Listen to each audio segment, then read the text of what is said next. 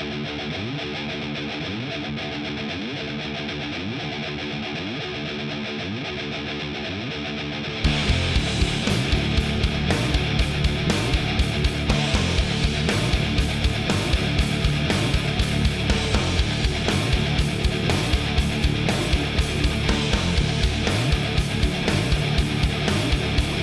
and gentlemen, welcome to the podcast where in one day we have found out that we could have a cult of personality and a final countdown within the same month.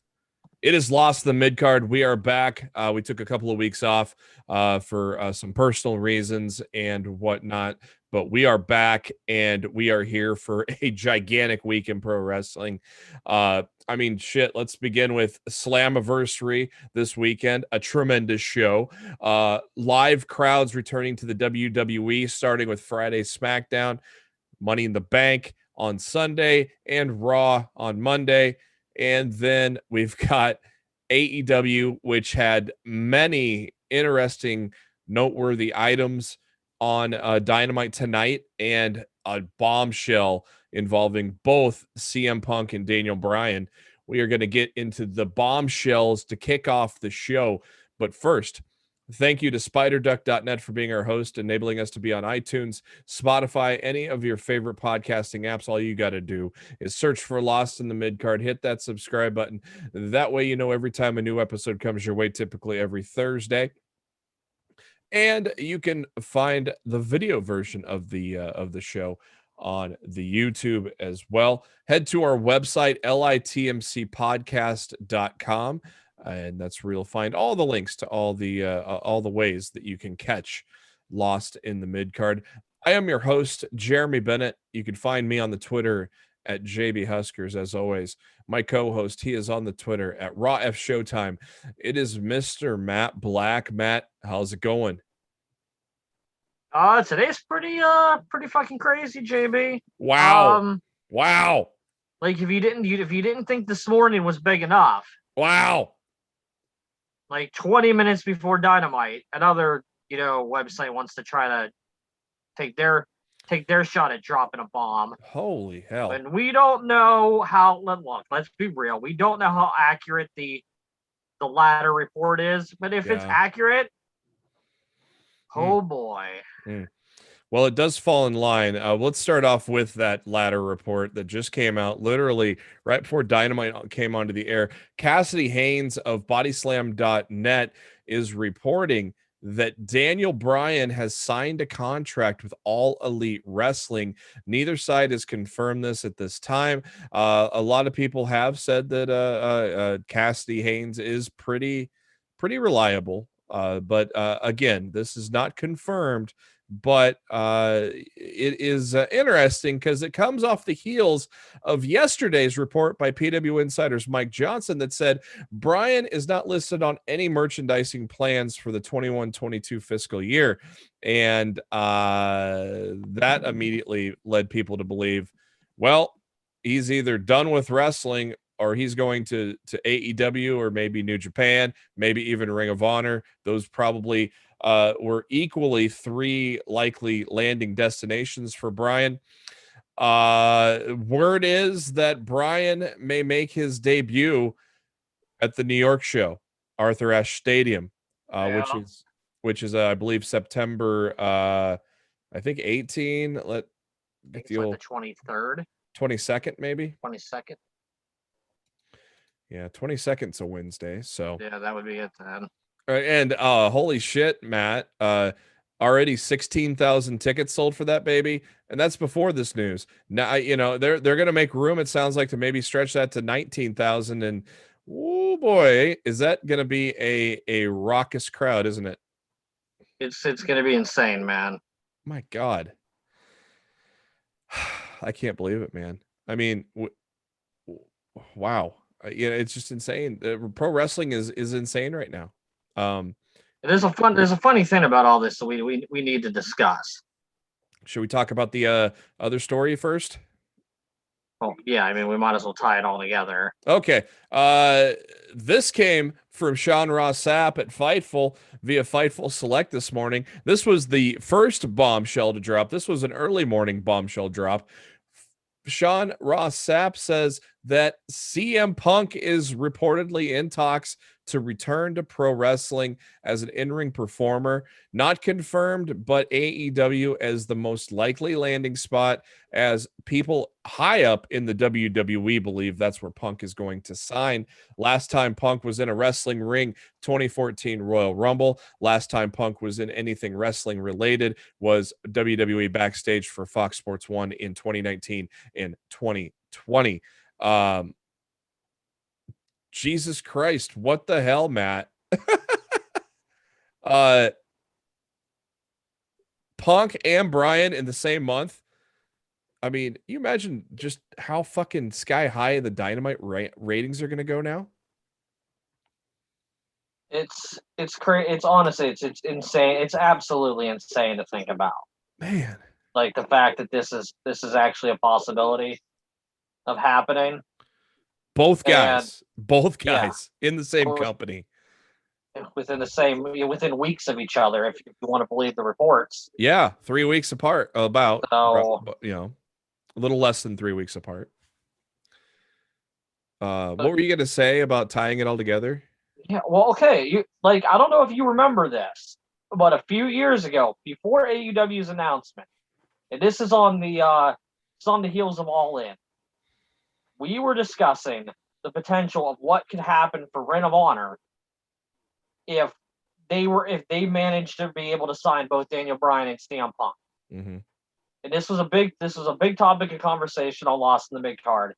We're like, with the Elite there and everything that they're already doing, if they manage to go out there and sign these two guys, ROH could actually rise to prominence as as one of the top national promotions and survive the fact that they lost the Elite. Professional wrestling. No, this was before. This was way before AEW was even a thing. Like this was with the assumption that Cody, the Bucks, and all of them were still going to be there. Oh, okay. And we were talking about we add Punk and Bryan to that roster, that they were going to be on another level.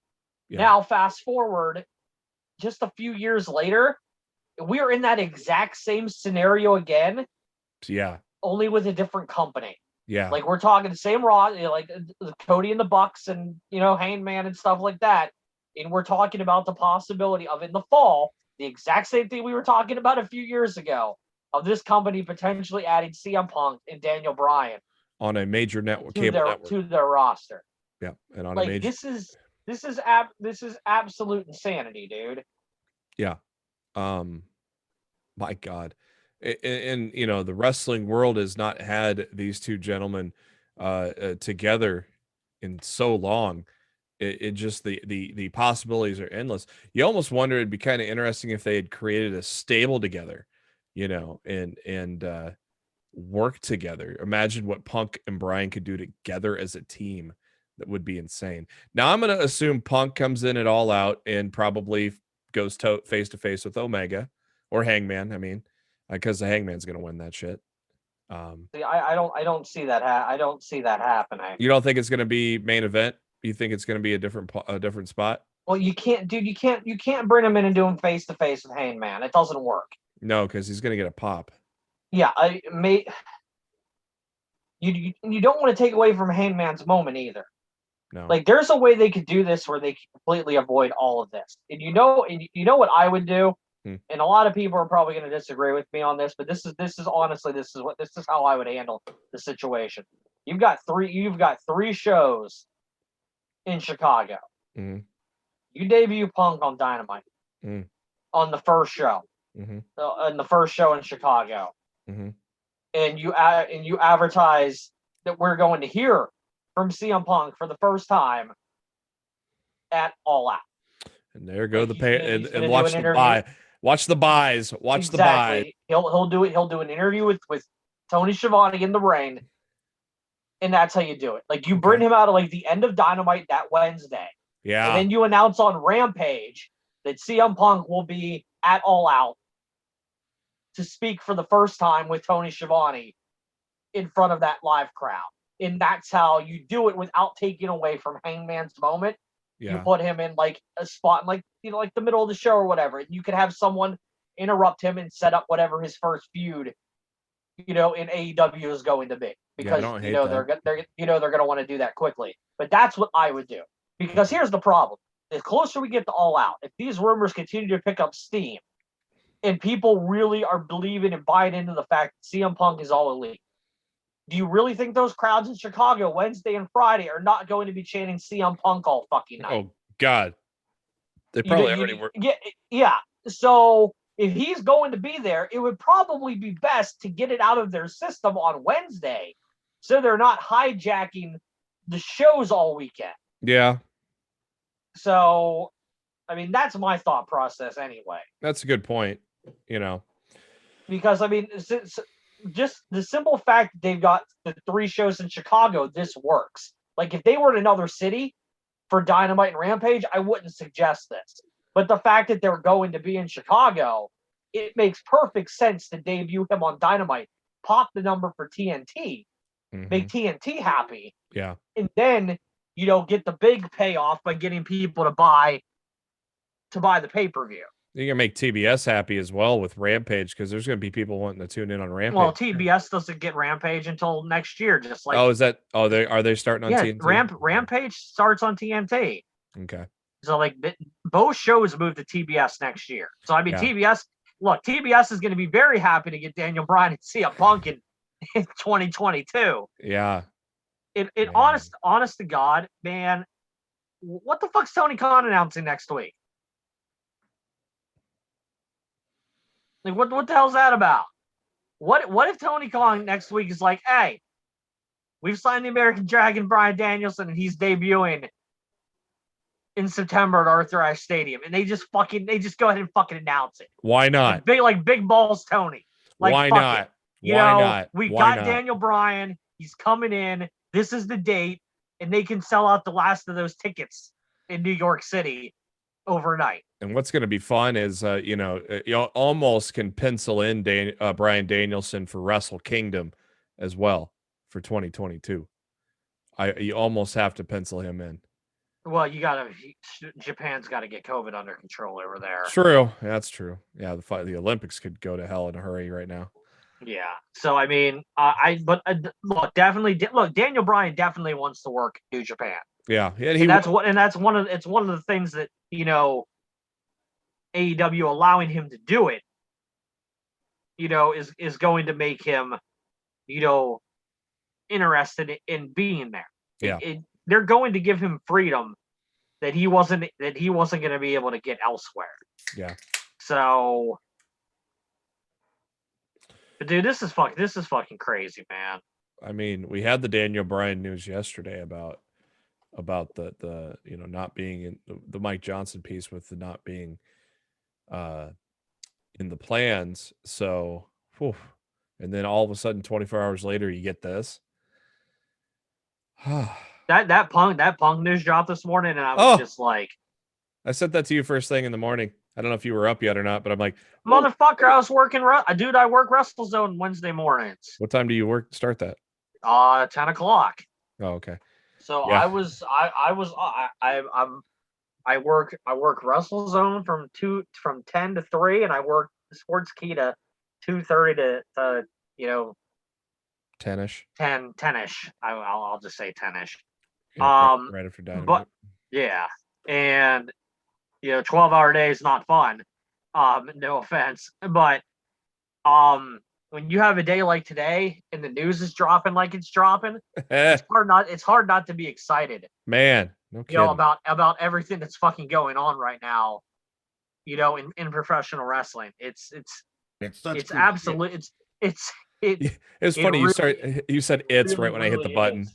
That was great timing. You had said it's when I hit the button. It's such good shit. Man, it's crazy, man. It's absolutely crazy. Bryan and Punk is just the tip of the iceberg, man. We got AEW Dynamite Fyter Fest Night 2 tonight, Dallas, Texas. We kick things off with the first chapter of the Labors of Jericho. Sean Spears, the chairman, he can use a chair legally. Jericho cannot. pretty. I thought it was a pretty good match. I kind of like those stipulations where it's one-sided with the chair thing. It's a stipulation they don't use a lot, so it's kind of fresh. I liked it. Spears took the early advantage. Took the chair to Jericho's injured arm, whatnot, and but after hitting one C4, great near fall, Jericho kicking out of the C4. Sammy Guevara chasing off Tully Blanchard after he was getting on the apron, causing a distraction. Spears went for a second C4. Jericho got out of it and hits the Judas effect to get the win and proceeds in the labors of Jericho. After the match, MJF gets on the mic and drops a bombshell. One of many bombshells that have happened in the course of the last 72 hours in pro wrestling. The second chapter of the labors of Jericho is going to be a no disqualification match against fucking Nick Gage, Mr. MDK. Holy shit, Matt. Would you expect Gage being in AEW, man? This is kind of like when they brought in Jeff Cobb for that one-off. Yeah. Oh my god. Honestly, it reminded me a lot of that. What a like it's not like Gage is sticking around. No. But how bad of a week could it be for Nick Gage to lose to Matt Cardona and then get his ass beat by Chris Jericho? Oh, so you're saying he's losing to Cardona, huh? I don't fucking know. I'm just fucking around. Yeah. I loved Look, Cardona. If Cardona wins that match, he might have trouble getting out of that venue alive. Yeah, you think? So you think it's I mean, it was bad enough when I promise you I'm not watching it. My opinion of hardcore wrestling, about as hardcore as I want to see, is what we saw on Dynamite tonight. Oh, I'm kind of more worried about. I don't think they can really go any further than they went tonight on TNT. So, like, I don't think Gage is going to be able to come in and do his light tube shit. He might do a pizza cutter. Week. He might they just did a pizza cutter at Slammiversary. Yeah. Who cares? I mean, he might do light tubes. I mean, light tubes ain't that bad. I don't know. Yeah, I'll probably watch. I can, and honest to God, I'll be perfectly frank with you. I can't imagine that TNT was overly thrilled about that main event tonight. Why? I just, correct me if I'm wrong, but I remember hearing back when AEW got this deal with TNT that they were going to save these insane hardcore matches for pay-per-view because TNT didn't want that stuff on their programming. Well, maybe the fact that it was nearing the 10 o'clock hour, they're fine with it. Maybe. I don't know, man. I mean, shit. You see shit on SVU and all sorts of crap. And I mean, Animal Kingdom, if that's a current show on TNT, man, you see some shit on there. So I don't know if necessarily TNT's too worried about it, especially if they put it at the end of the show. Matt Cardona with the announcement of Nick Gage tweeting, "What the fuck is this shit?" And then Izzy, our friend Izzy from NXT fame, posting a picture of her and Nick Gage flipping off the camera. Great picture. Go check out Izzy's Twitter for that one. Which is pretty funny because you would have assumed that she would have been at the NXT television tapings tonight. Mm-hmm. But I guess not if she was watching Dynamite. If she was watching Dynamite instead. Maybe she's all elite. She's been going to both company shows. Yeah. Oh yeah. Yeah. That's not a secret. But I mean, normally when she's attending these shows, they're for like a weekly television product. She's normally in Florida. Yeah. So like, I don't know if she. I don't think. I don't know if that photo. No, that's an old. I think that's an old photo. That's an old. Okay. I don't think that was a live photo. But yeah, dude, it's just I don't think anybody could have predicted that Nick Gage was going to show up on AEW Dynamite tonight. No, and I should have known it was going to lead to the fucking Painmaker shit. Oh yeah. But it didn't dawn on me until the back to the promo. I'm like, oh, I know what they're fucking doing. Yeah, me too. I caught it. I guess everything was just coming at me so fast tonight. I didn't even have the time to process it. Until hand. little surprised they put Gallows over Kazarian there, or not really matter. No, because you got to make the Elite look strong going into that elimination match next week. Okay. Besides, if you've spoiler alert, I don't know if anybody cares. If you've read the Impact Wrestling tapings, for Sunday and Monday that they taped over, I would assume they taped like the next month of television. Frankie Kazarian goes to Impact. Mm-hmm. He's going after the Elite over there. So it only makes sense that they beat him down the night, and he's so angry. Gets his he's going to another company. He goes to another company to get his revenge. Their asses. Yeah. And how about that new Bullet Club member? Oh, fucking Chris Bay, baby. Wow. Well deserved. That Bay's a talent. The fact that Jay White's over there working fucking Impact is mind-blowing. Oof. And they got fucking that dude from Bullet Club tonight. Yeah. On the show. And he's gonna be getting the fucking title shot with Archer next week. I really hope they don't transitional champion Archer. I think that would be fucking shitty as hell. Yeah, they've done Archer kind of dirty like that. Yeah, that would be really fucking dirty. Archer's had trouble getting traction anyways, so that would be like Mox was told, okay, we want you to drop the belt to this guy in the Bullet Club, and Mox is like, nah, that doesn't work for me. I'm gonna drop it to Archer instead and let him do it. Like, I really hope that's not what happened. Yeah. Like, I would be very disappointed to see Archer only get a 1-week title reign. Yeah. Like the guy seems like he rises and rises and rises, gets the title shot, loses, and falls back down the card. Yeah. And it takes him forever to rise again. Yeah. He can't lose that title next week. It would be devastatingly bad for Archer to drop that title next week. I don't even if like Tama Tonga and them all show up and beat down Archer to take the title, it would still be bad. Like, I don't want them to do that. Yeah. So, what is this? What are you saying that I'm not looking at anything right now? I'm just looking at you. What, is something happening? Not that we don't already know, because we know breaking news, but this broke about an hour or two ago. Samoa Joe will be returning to the ring at NXT TakeOver 36 to face Karrion Kross. And also breaking news, Ridge Holland returning to NXT during the tapings.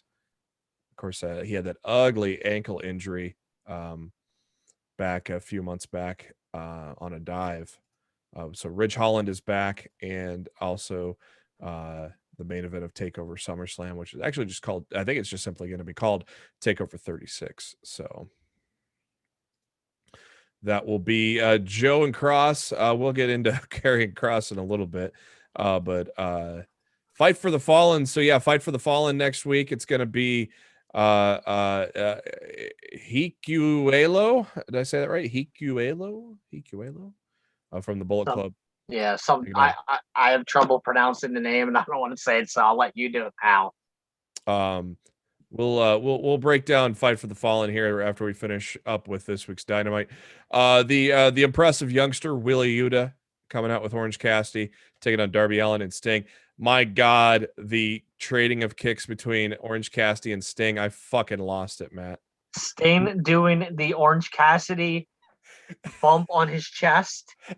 Like, if you didn't already lose your mind with the kicks back and forth, Sting doing the Orange Cassidy version of his bump taunt is like it's like an effort. My God, my Lord, that was gold.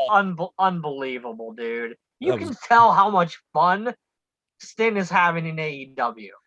And what a rub doing that with Orange Cat, doing that stuff with Cassidy. What a rub. Just like just like John Cena gave the rub to Riddle on Monday. Right there's another example of giving the rub.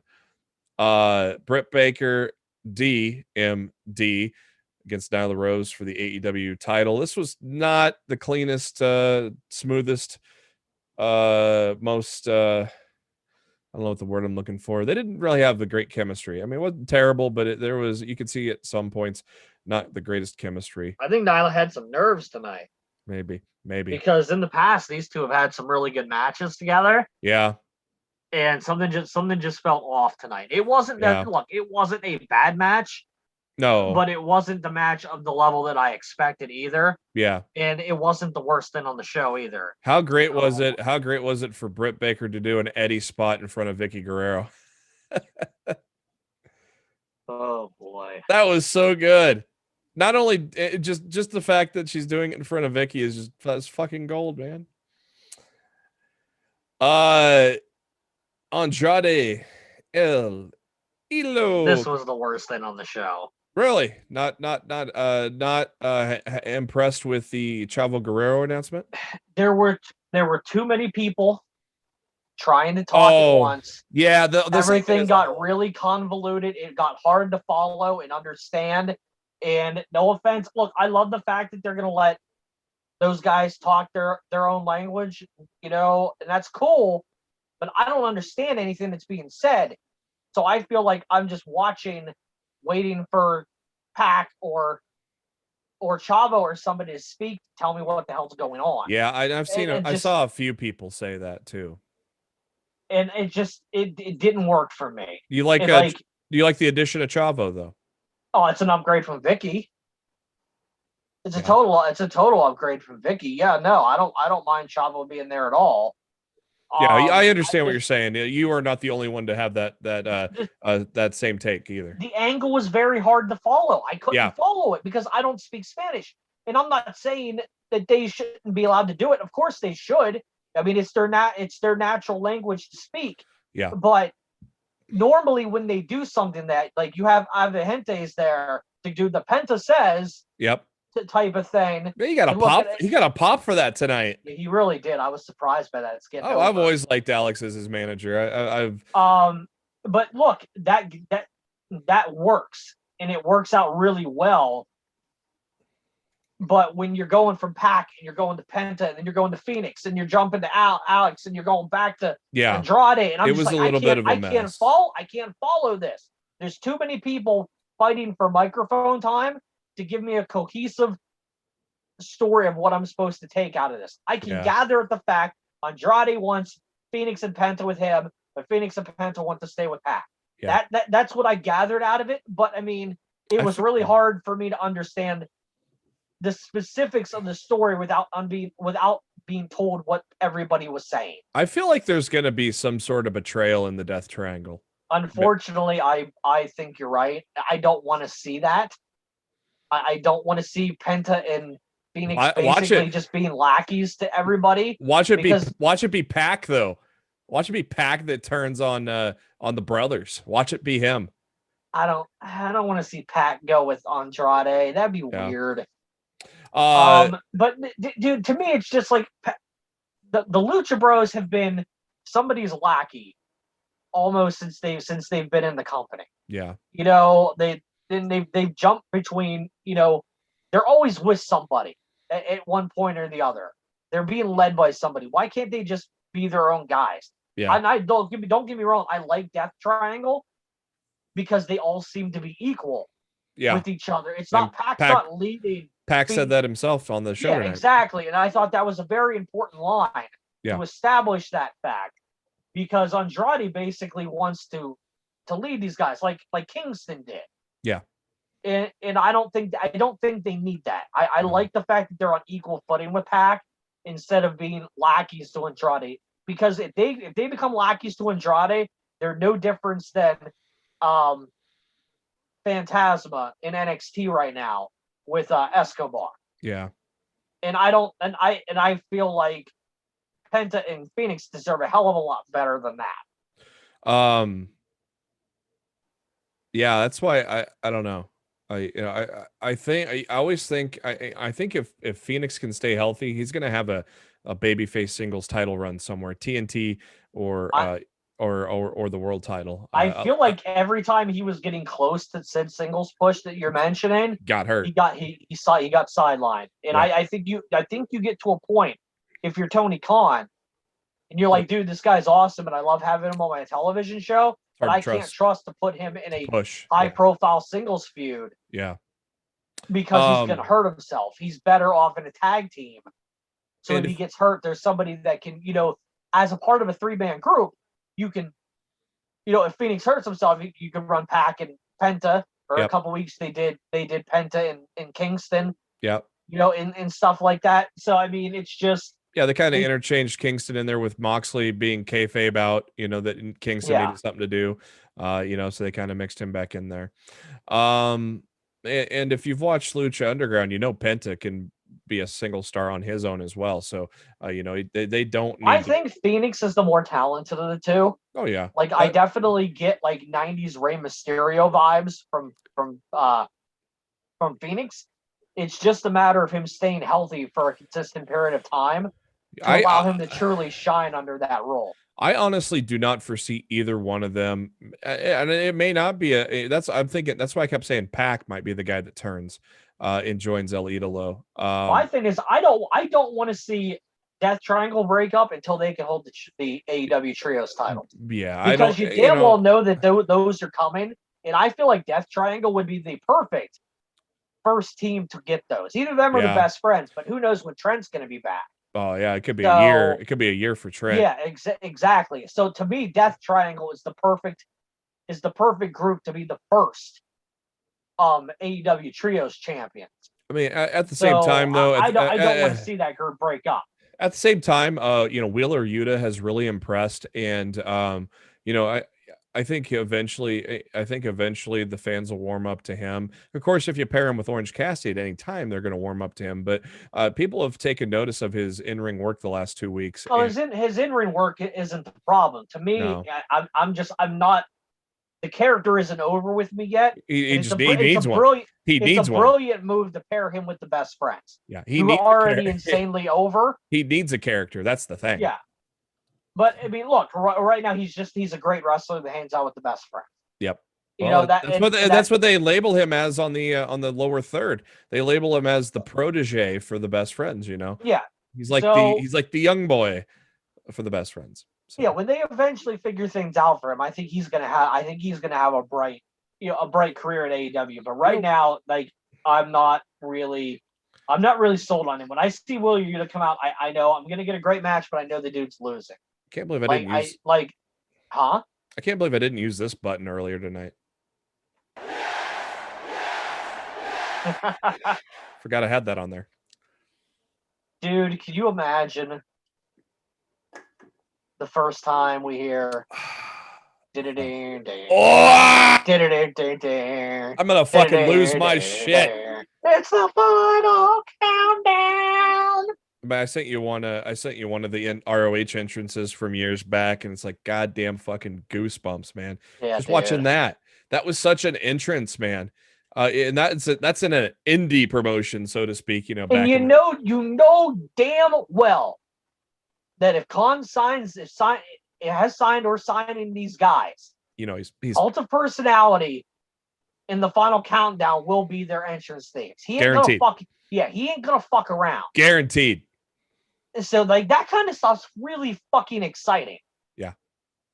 Like this would be like if AEW was around in 2005 and they signed the Sandman. You damn well know Tony Khan would have went to Metallica. Yep. And made sure he had the rights forever to use Enter Sandman. Not a one-off for one night stand that wasn't on the DVD a month later. The fucking Enter Sandman wouldn't have been Sandman's theme every fucking week on AEW if AEW was around in 2005. Did you see Jericho talk about AC/DC? They wanted I heard they tried to get Back in Black. They wanted AC/DC $500,000. Kind of like, yeah. That's well, yeah. Probably Metallica is probably similar. Yeah, but they tried to get Running with the Devil from Van Halen as well, but they didn't even get a response for that. Moving on. Let's just hope they don't have those issues. Well, I don't think they'll have any issues with Living Keller. No, because they're close. They're tight with Punk, and if Punk reaches out to a Living Keller and says, "Hey, you know, make this deal work," I believe that will happen. Europe's a kind of a wild card. Like, is Europe even still around? Does that group still exist? Let's see. Because that's an interesting question. I honestly don't know if Europe is still a thing. Like, you know, like a lot of the old bands still do like the. Yeah, they're still playing. They're still playing. Okay, so like, yeah, then I would imagine Tony Khan should be able to get contact with somebody from there. Like, I can't imagine Europe would be asking for Metallica prices. Oh no. Or AC/DC prices or something like that.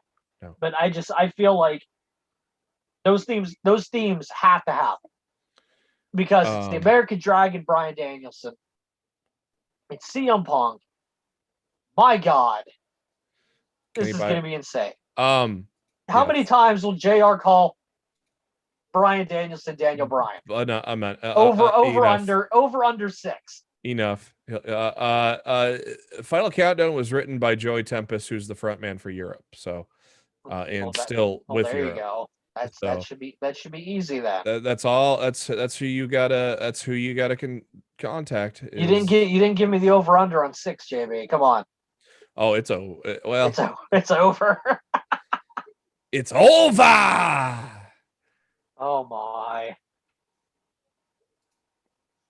Yeah, it'll happen. Guaranteed.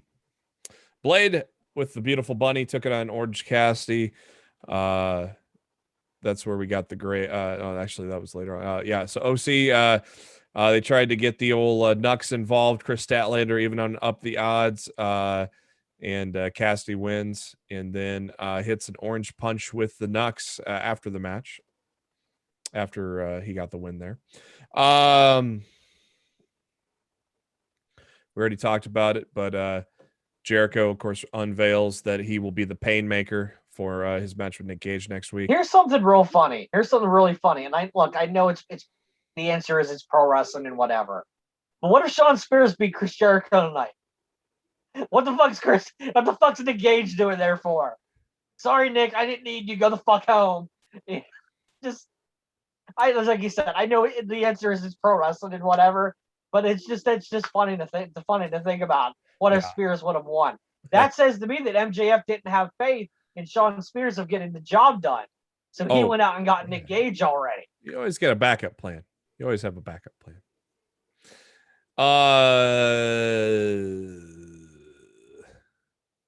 Main event time. Jon Moxley, Lance Archer.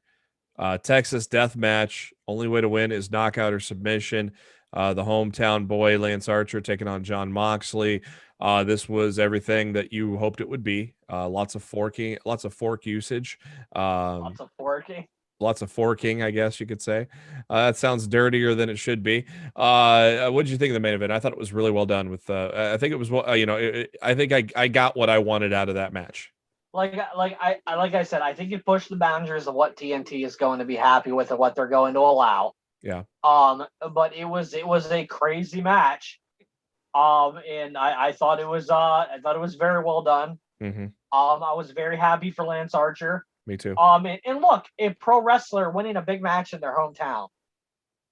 Yep. What a fucking concept. Yeah. What a fucking concept that is. Yeah. There's another company that doesn't like to do that. They'd rather embarrass you in your hometown. Lee. Sorry, Keith Lee. We love you, Keith Lee. They'd rather embarrass you in your hometown.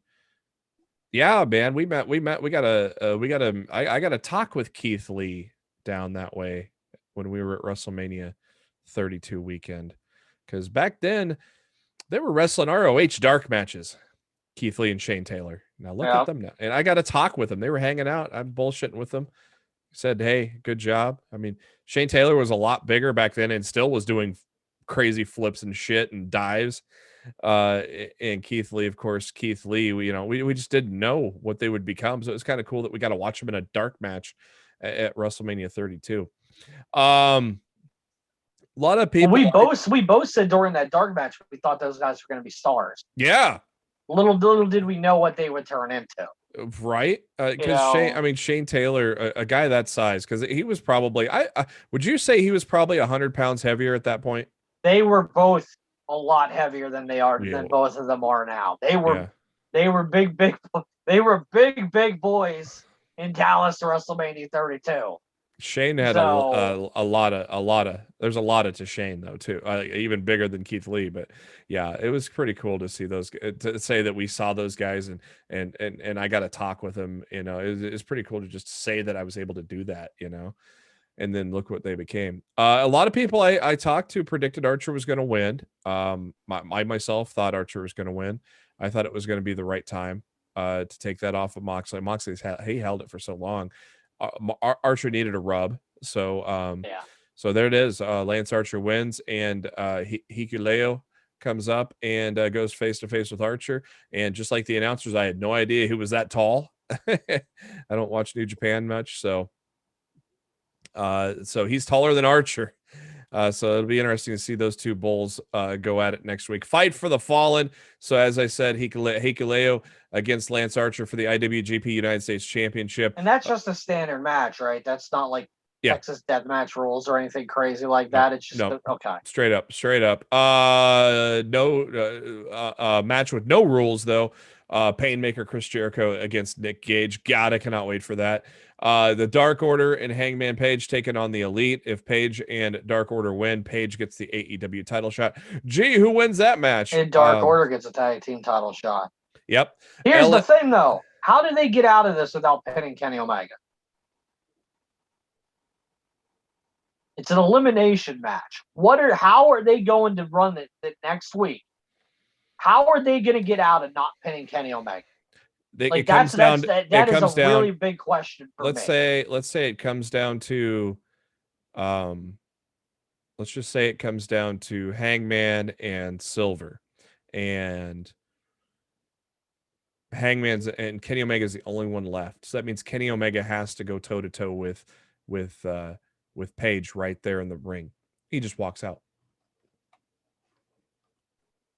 Yeah, I mean, it's possible. What I actually thought they were going to do is I thought Omega was going to come out tonight and be like, I'm too hurt for my match with Sami Callihan. I'm not going to be able to wrestle next week. We're going to put like Nakazawa or Brandon Cutler in the spot instead, and Omega wasn't going to wrestle the match.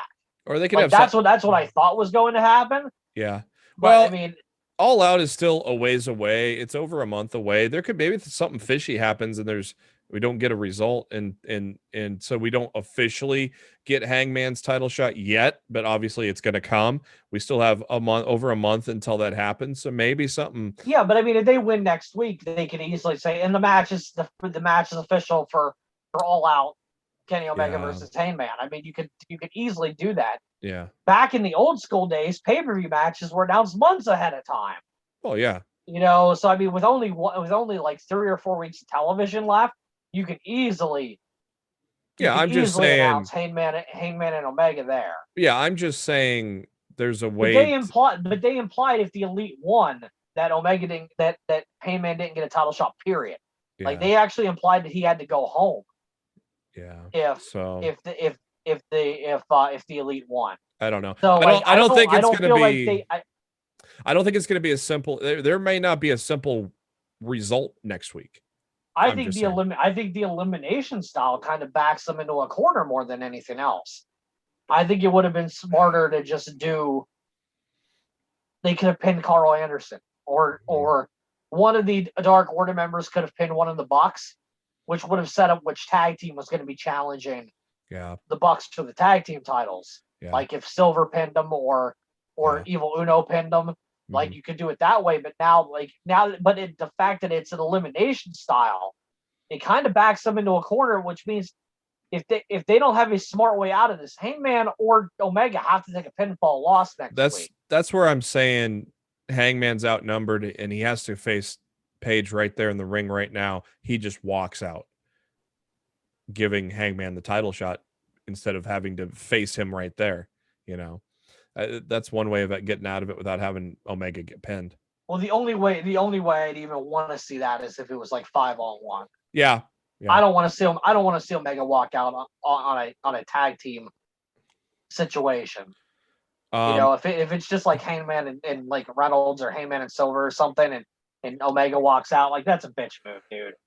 Like if they clean sweep them, and it's everybody on Hangman and the Dark Order, and then it's just Omega.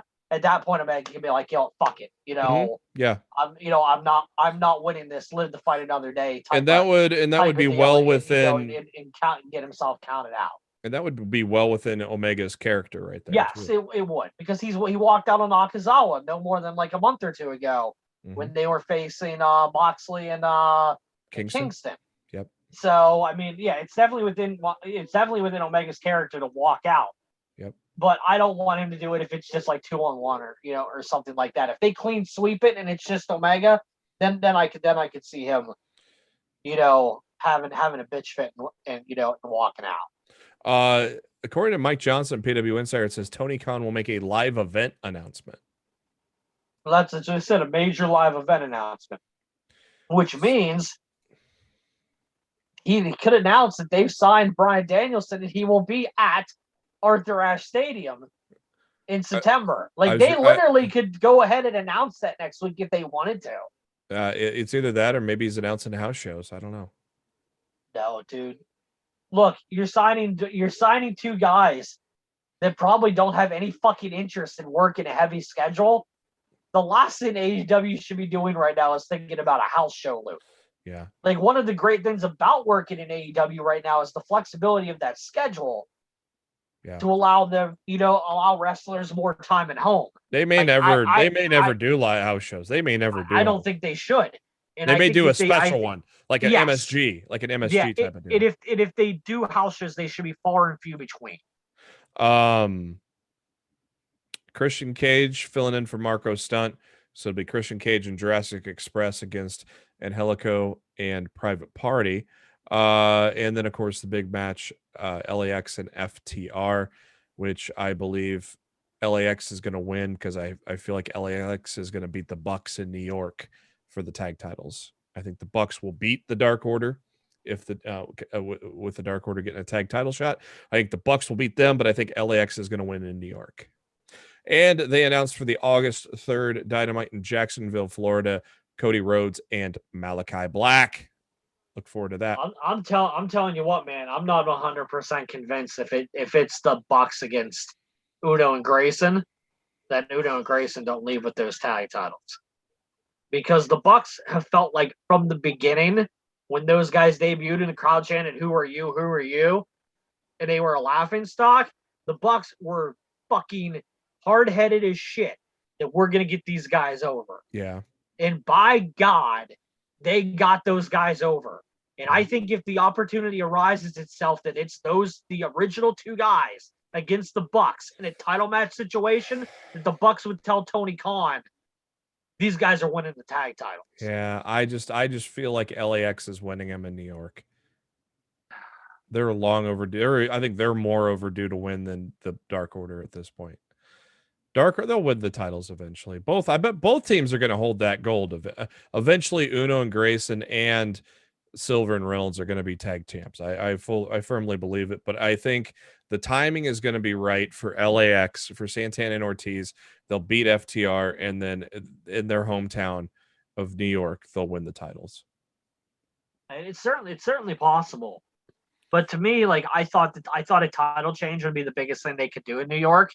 But now it's like, well, they're potentially debuting Daniel Bryan. So at that point, they don't need to do a fucking title change, and they don't want to. No, that show's going to be loaded, though. I mean, that's going to be a pay-per-view. Oh no, for sure, it's going to be a pay-per-view caliber event, 1,000%. So, Money in the Bank. Here's the funny thing. Even before we get to Money in the Bank, Sean Ross Sapp implied on the list in your boy today that beyond CM Punk and Daniel Bryan,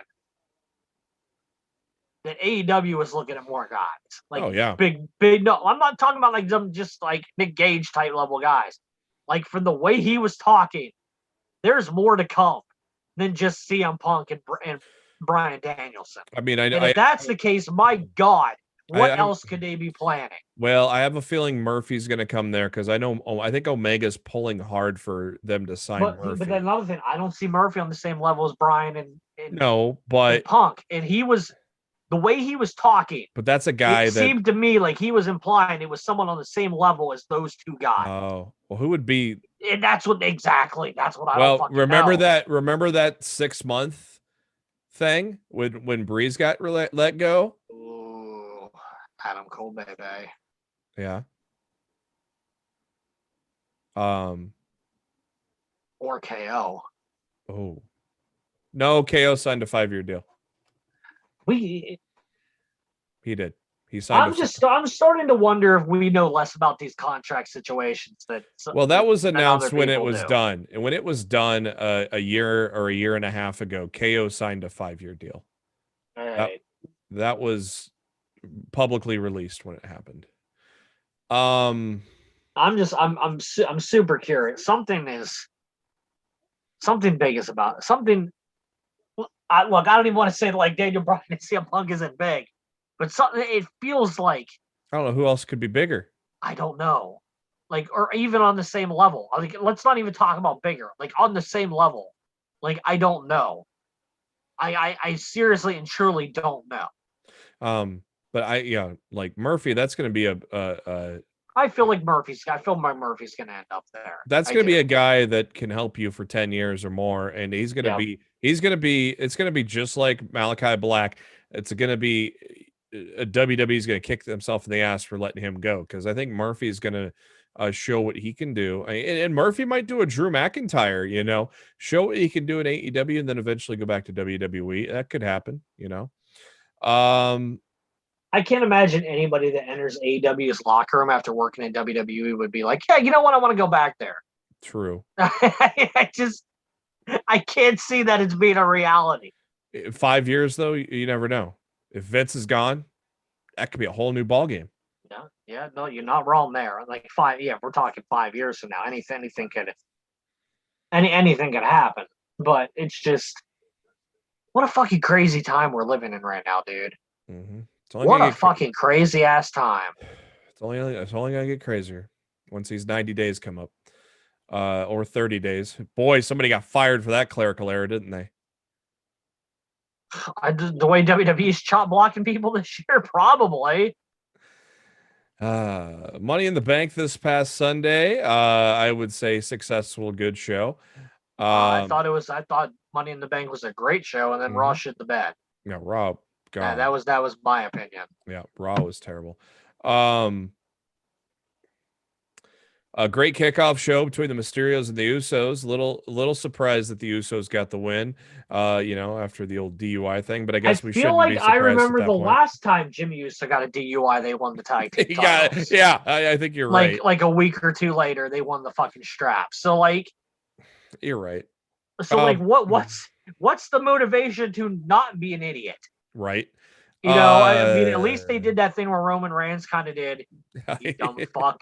Yeah. A couple times. SmackDown and SmackDown and the pay-per-view. It was much more evident on Money in the Bank than it was on SmackDown. Yeah. But it's just like you got to teach these guys a lesson.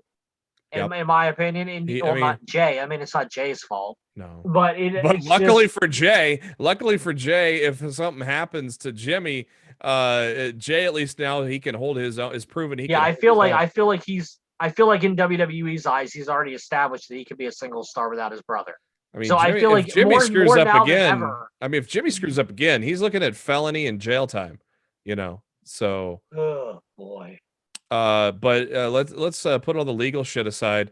Good match. Good match for the kickoff show. For sure. They went about 12 minutes there. We kick off the main card with the women's Money in the Bank. I love the fact that Alexa Bliss is standing on the middle rope on all the hard camera entrances. I thought that was pretty well done. A pretty good ladder match, Matt. They just didn't quite take as many risks as the men do. I mean, we've seen the women take risks before on these matches. This just didn't seem like as much of a risk taking, but it didn't mean it was a bad match, though. What were your thoughts? And what were your thoughts on Nikki ASH being the briefcase winner? That was my initial prediction.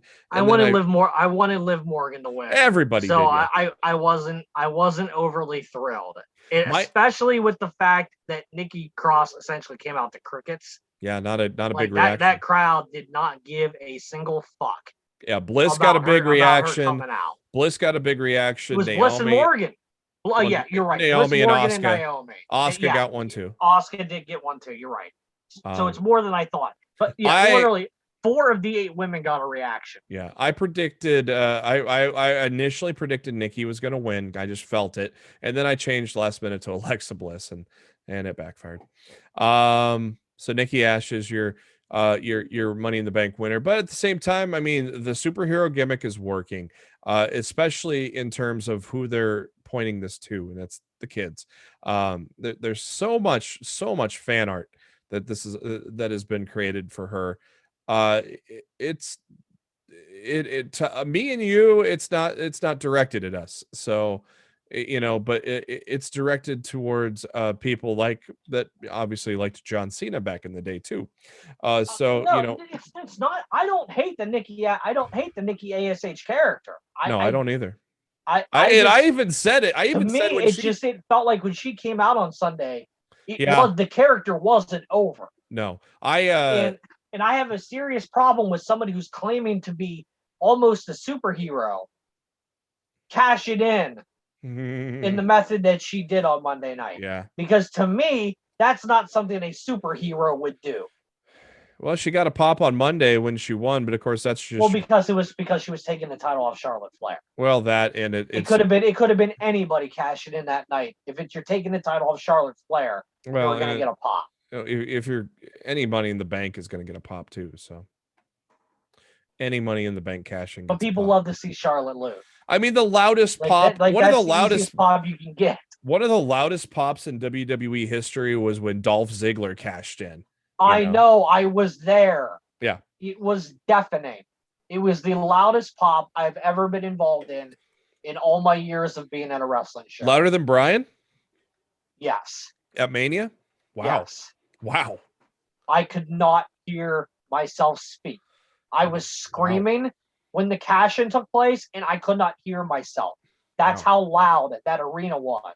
Because you got to remember, WrestleMania 30, the air was taken out of that venue when The Undertaker lost to Brock Lesnar. Yeah. That show did not fully recover. Everybody was very happy that Bryan won, but the energy in that arena was driven down a notch. It still seemed lost to Brock. It's still on TV. It still translated it as it seemed like it was loud as fuck though for the Bryan. No, don't get me wrong. It was loud, but I think it could have been louder. And I will say that the loudest reaction I've ever been to live was the Ziggler cash-in Jersey the night after WrestleMania 29. It was literally, it was deafening. After the women's Money in the Bank match, the Usos and Roman meeting backstage. They all now have gold, by the way. Then we got this is where the whole stare down over the DUI thing happened. That was good. Raw tag team titles, AJ and Omos against the Viking Raiders. This was a good match too. I mean, I don't think we had any kind of outside of maybe Lashley and Kofi. That might have been more of a. That was a storyline driven match. That wasn't meant to be. That wasn't meant to be a good match. That was meant to be a storyline to put over how devastatingly unstoppable Bobby Lashley is. When he flipped that switch, so they can put him in the ring with Oldberg. Yeah, when they flipped that switch after Xavier Woods pinned him. But good match between the Viking Raiders and Omos and AJ. I think Omos is continuing to get better. So not perfect, but he's getting better. So that's good to see. I think he's improving every time he got in the ring. Yep. But the problem is on Monday when he was being forced to sell, that motherfucker don't know how to sell yet. Yeah. And until he properly learns how to sell, don't let him fucking sell. Yeah. Because he looks really bad. Drew McIntyre interviewed by Kevin Patrick, taking a shot at the Thunderdome. That was funny. Got a nice pop too when he took a shot at it. Kofi and Lashley, about 95% of this was Lashley on offense, winning the match with the Hurt Lock. And Rhea and Charlotte up next. I thought this was one of those matches I didn't expect to be tremendous, and I thought it was probably I think it was the second best match of the night. I think next to the main event. I think the ladder match was the ladder match of main event. Maybe it was maybe a tie for second with the men's ladder match, but it was good. They well, for one, the crowd was shitting on them. We want Becky chance, and then they turned it around and the crowd was on their side after that. So, and of course, everybody's going to complain because Charlotte won. But, hey, what can you do? You know, there's a lot of things people say about Charlotte that aren't true. So, just suck it up, enjoy wrestling, and move on. Right? Yeah. Woo! Oh, this is when it all went to shit for Peacock. Oh my God. I was infuriated. We missed out on the Riddle Nakamura Rick Boogs segment, which was I went back and rewatched after the on demand showed up for Peacock. I went back and watched that, and then went back and watched the Money in the Bank entrances because I wanted to see who got pops and shit, and so. But yeah, Peacock shit the bed for a very long time, resulting in a outrage that didn't come back until early in the match. Because at first I thought it was my internet. And I'm Mhm. just like, why is this fucking happening tonight? And then I looked at the Twitter timeline and when I tweeted out, I'm like, and I think I was one of the first people that tweeted out on my timeline. I think I was So I too didn't because see I it had at like first. I And I'm had like, like is anybody else having issues with Peacock right now? And my responses blew up. And yeah, I'm just mine like, too. oh, Mine too when I okay. said It mine wasn't too when I just said it. me. Yeah. And yeah, like that was a fucking mess. And it was reported afterwards, like WWE wasn't even aware that it was happening at that time. But by the time they found out about it, they had Pat McAfee take a shot at Peacock during the Mhm. main. That was great. He's stuttering like Peacock. I couldn't believe it. That was great. And that's hilarious because McAfee's a Fox guy. And Peacock's an NBC USA brand. Yeah. So the Fox people taking a shot at the NBC Universal on their own streaming app. Mwah! Just beautiful. As predicted, Veer and Shanky and Jinder came out and screwed Drew. That was pretty obvious. It was so obvious after Drew broke the motorcycle so they could release a new toy. Mm-hmm. That this is what was going to be happening. I thought it was pretty cool watching Morrison and Rollins work together through most of the match. I think that was pretty cool to see. Kevin Owens just taking every conceivable bump in this match. Well, I hear he wants time off. The man is So maybe he thought if he attempted to kill himself, maybe he would get his time off that he was asking for. Fuck, he damn near did. My God, especially that last drop. That last move he took that went through the ladder on the outside, like Yeah, came down on his neck. I was just like, my God, KO, just don't get back up, please. Stay down. Just stay down, you crazy son of a bitch. Man, and just so happy for Big E. This was my prediction to win it, and so I got that one right. Like the whole time going into this match, I wanted Big E or Cesaro. Yeah. And then when Cesaro didn't even get in the match, like everything I had went into wanting Big E to win this. Yeah, my top two predictions were gonna be either Big E or Riddle. Where is Orton, by the way? Here's the thing I've heard about Orton. Orton wanted time off after WrestleMania. Like the original story idea was that he was going to lose to the Fiend, and he was going to take a quote unquote significant amount of time off. Mm-hmm. But then they changed at the last minute and made him win, and then he couldn't get off TV. Yeah, well, and he himself pitched the RK Bro thing. So I think he's taking the time off now that he won it, and he'll eventually. Well, now that Riddle's come back and continue it. Yeah, now that Riddle is done with the Money in the Bank thing, they can now focus on AJ and Omos, I bet, for SummerSlam. See, that's what I would do. Like I've heard the rumors that they want to do Orton and Riddle at SummerSlam, and I'm like, no, don't break up RK Bro already. That's fucking dumb. Especially with fans back now. And if anybody can force Omos to sell, it'll probably be Randy Orton.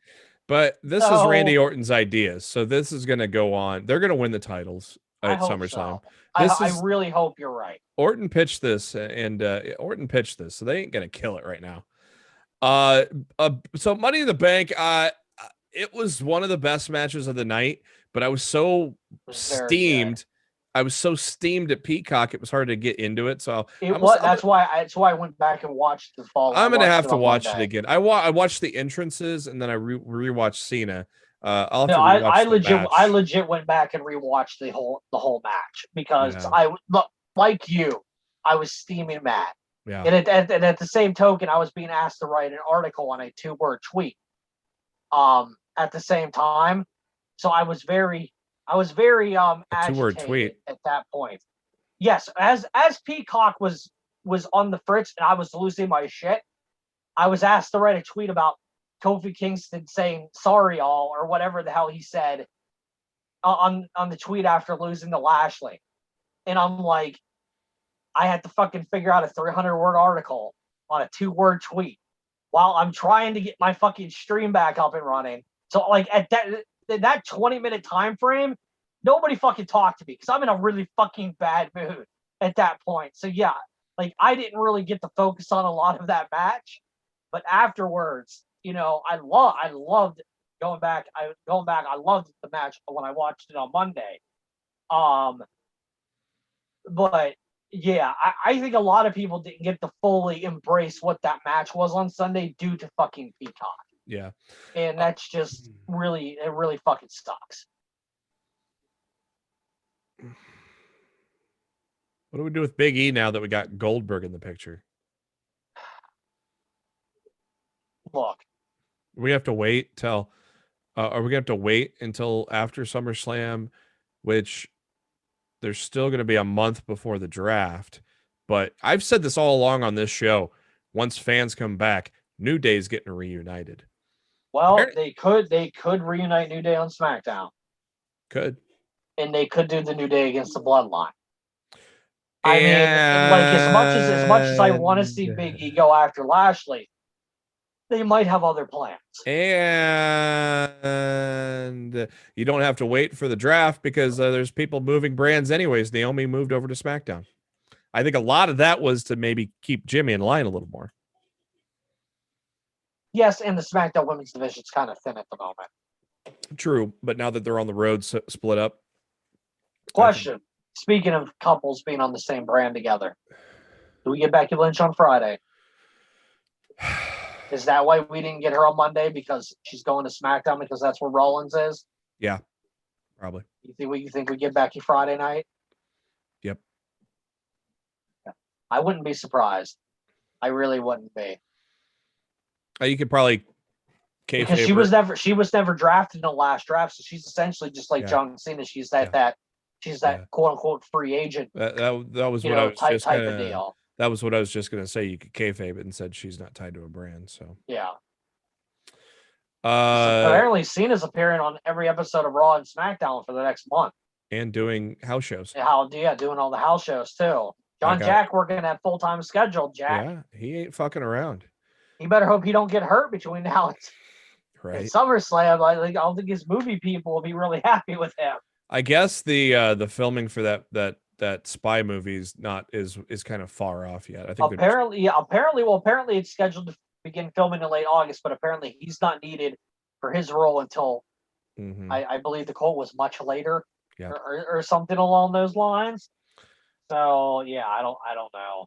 Maybe it's not as big of a part as people assumed it was going to be. Gigantic ovation for Edge as he comes out. Roman Reigns gets a reaction as well. Dude, Edge got such a loud pop on Friday night. I was just like, fucking switch the title on Sunday. Yeah, right. I think I saw. Jeremy Lambert said the exact same thing. Like I would. When he said fuck it, put it on Edge. Yeah, he said he was like, oh, he just tweeted what I was thinking. So instead of saying the exact same thing, I think I just retweeted him. But like that's exactly when I got the entrance, I got instant goosebumps. Yeah. Like it was so loud. I'm just like, dude, this guy's fucking over as hell. Just give him the belt. Right. Like if you want to put it back on Roman in a few weeks, you can put it back on Roman. Do the fucking title change on Sunday, and they didn't fucking do it. So. This is my match of the night, but I'll probably have to go back and watch the Money in the Bank to see. Oh, men's Money in the Bank is my match tonight Yeah. for sure. Tremendous 33-minute main event between Edge and Roman. And Roman retaining and picks up the mic saying now the whole world can acknowledge him, and John Cena's music hit, and holy fuck, the pop for Cena. The pop, all-time pop, brother. the pop was so loud that it drowned out the John Cena sucks parts during the music. I didn't even hear them. No, I don't think anybody was doing them. No. Wow. The pop was insane.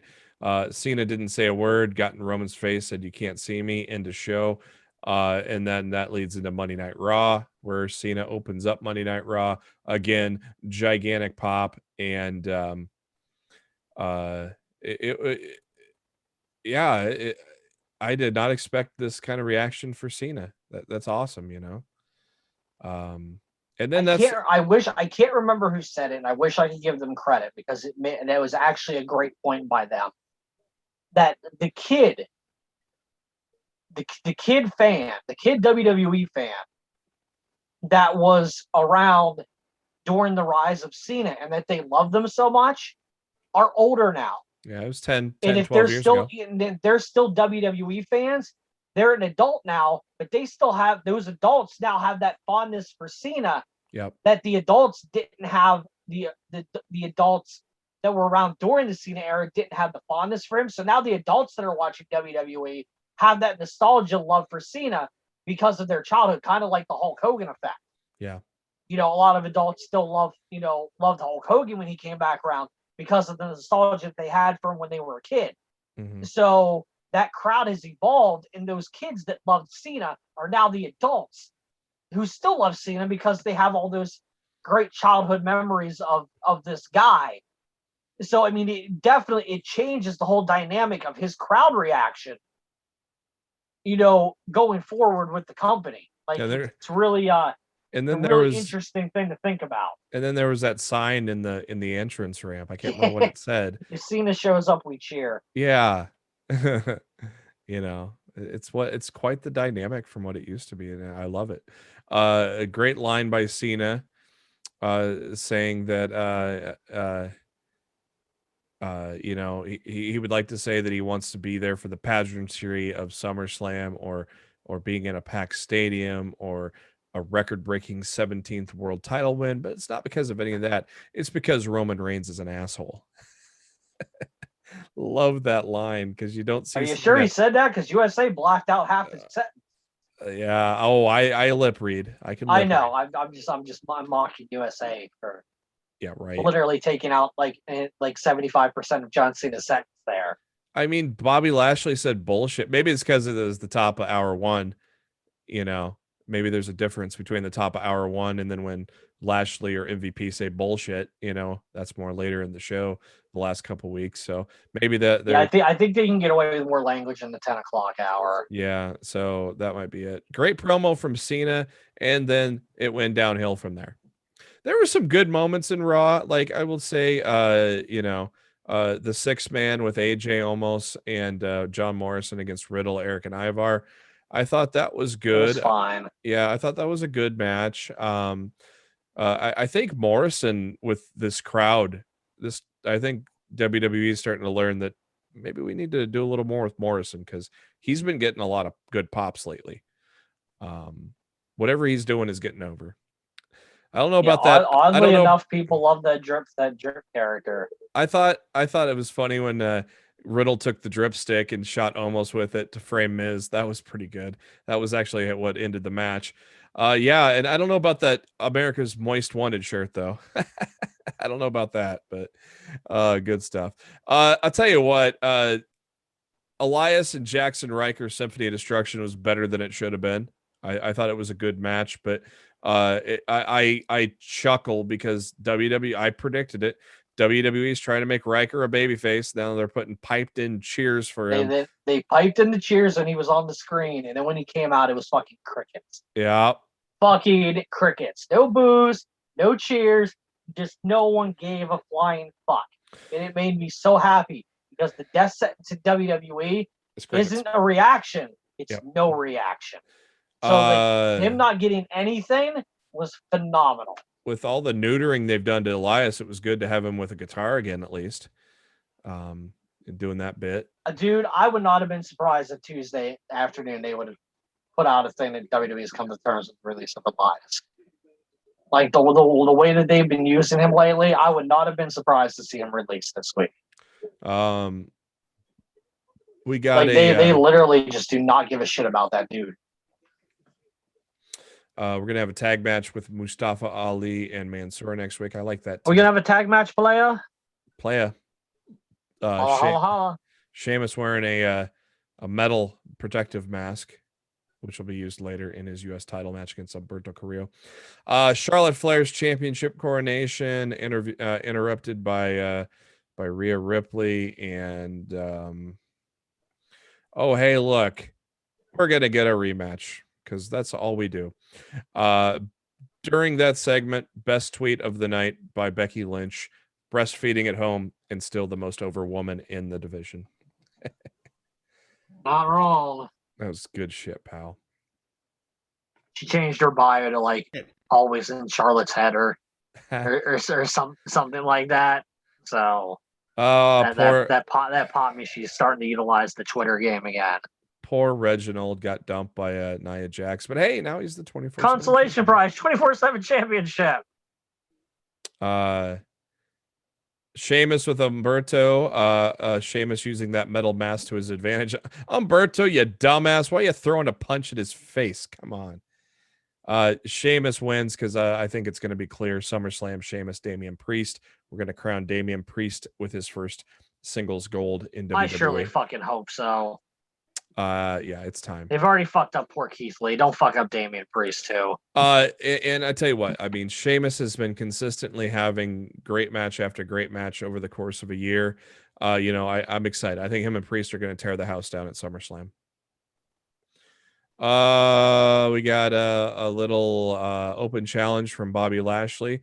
The return of Keith Lee, finally. I was happy at first. Yeah. And they quickly deflated me. It's not like they're going to put the world title on him. But it wasn't a title match. Or a contenders match. Yeah, you're right. Still no word on why Lee was out, but I think Mike Johnson used the word cleared, so there might have been a medical thing with Keith. It was a medical issue, and I don't know if we're ever going to be told what the medical issue was, but there was some kind of medical issue that was not allowing him on television. And I don't think we'll ever hear about it unless Keith Lee's the one to come out himself and talk about it. Yep. So good to see Keith Lee back. A 6-minute match with Lashley hitting. He was a little rusty. He was a little rusty. Mm-hmm. But I mean, that's to be expected being out for 6 months, and who knows what medical issue he was out for. So I mean, it might have been something he couldn't even work out in the ring and prepare for. I thought they did a good job putting Keith Lee here and then bringing out Goldberg later instead of just having Goldberg answer the challenge. So I liked how they did. I'd rather had them just have Goldberg answer the challenge and have Keith Lee come back and beat somebody else. Yeah. Well, now you have to have Keith Lee win from here on out. Yeah, but do you have faith WWE's going to do that? Nope. Yeah, exactly. That's the problem. And I've yet to see anyone excited about Goldberg and Lashley, for crying out loud. Look, you can say what you want. The crowd was very excited to see Goldberg on Monday. Yeah. And here's the thing. I love Goldberg. I do. I really and truly do. But I love Goldberg when he's in anything that's not a championship match. I think that with any the perfect use of Goldberg when they had him squash Dolph Ziggler at SummerSlam a year or two ago. Yeah. That was the perfect use of Gold. That's the perfect use for Goldberg. The man his last match, he lost a WWE Championship match against Drew McIntyre. Why does he get to come back 7 months later and say that he's next? I don't think any part-timer should be able. I don't think Cena should be in there for the title. That's why they should just put it on Edge and then have Edge and Rollins go at it for the title at SummerSlam, So yeah, Rollins costing Edge that match when he was insistent that he got winner made absolutely no sense whatsoever. Because if you're Seth Rollins, why the fuck do you want to fight Roman? because if you have to fight Roman, you have to worry about the Usos. So if you face Edge, it's just going to be a one-on-one match. So why would you interfere and cost Edge the match to let Roman win? It didn't make it logically. It didn't make a lick of fucking sense. And I just want a little bit of logic in my professional wrestling. Mm-hmm. Yeah, it didn't. I know that's too much to ask for sometimes. It is, but I would really appreciate some logic in my professional wrestling. Shanky got a couple of chair shots from Drew McIntyre. My God, did he? Welcome to the WWE, Shanky. You're gonna get fucking pounded with a steel chair. Oh, then oh Jesus Christ. Here we go. Well, the bright side of things, Jeff Hardy came out to No More Words. His old theme is back, so that's cool. Karrion Kross's debut, and he loses in 2 minutes. This is my favorite part of Raw. This is my least favorite part of Raw. You have a guy. This completely shits on the entire NXT brand. I'm well aware, but I legitimately howled laughing for like 2 minutes straight to the point where one of my roommates had to come in the living room to find out what the fuck I was laughing about.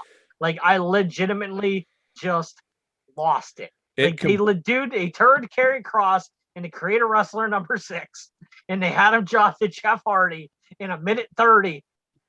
Minute 39, whatever the fuck the specific was, after being undefeated in NXT for like 2 years. Here's the thing. You either get really fucking mad about it or you just fucking laugh. And I chose to do the latter. I laughed my fucking ass off. It was fucking hysterical. It shit on an entire brand, and apparently management within NXT was furious of what happened here. You've heard what the rumored reasoning is, right? No. Vince is pissed off at Triple H for losing the war. Oh. So he's looking to make an example out of NXT, and he just made an example out of their champion. Well, luckily Vince is being petty old man again. Like, are you shocked? Are you surprised? Because this is certainly something that Vince McMahon would do.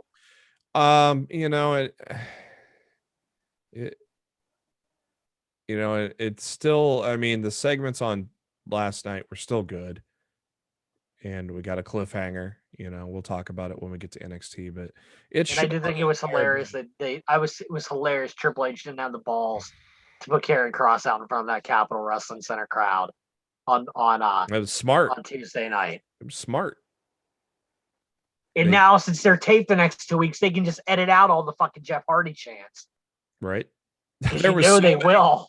There was, oh my God, all the tweets on social for WWE were just shitting on it and going, or like, Joe's going to end Kross. Hardy beat him to it. My favorite tweet last night was from Sean Ross Sapp after they showed Regal being laid out. He said something to the effect of, Regal put in Jeff Hardy to beat that ass, or something along those lines. And I laughed all over again. Laughed and laughed and laughed.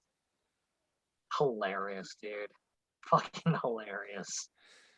Lex's Playground with Eva Marie, the beautiful Eva Marie, and Dewdrop. I like Dewdrop. This might have been the worst thing on the show.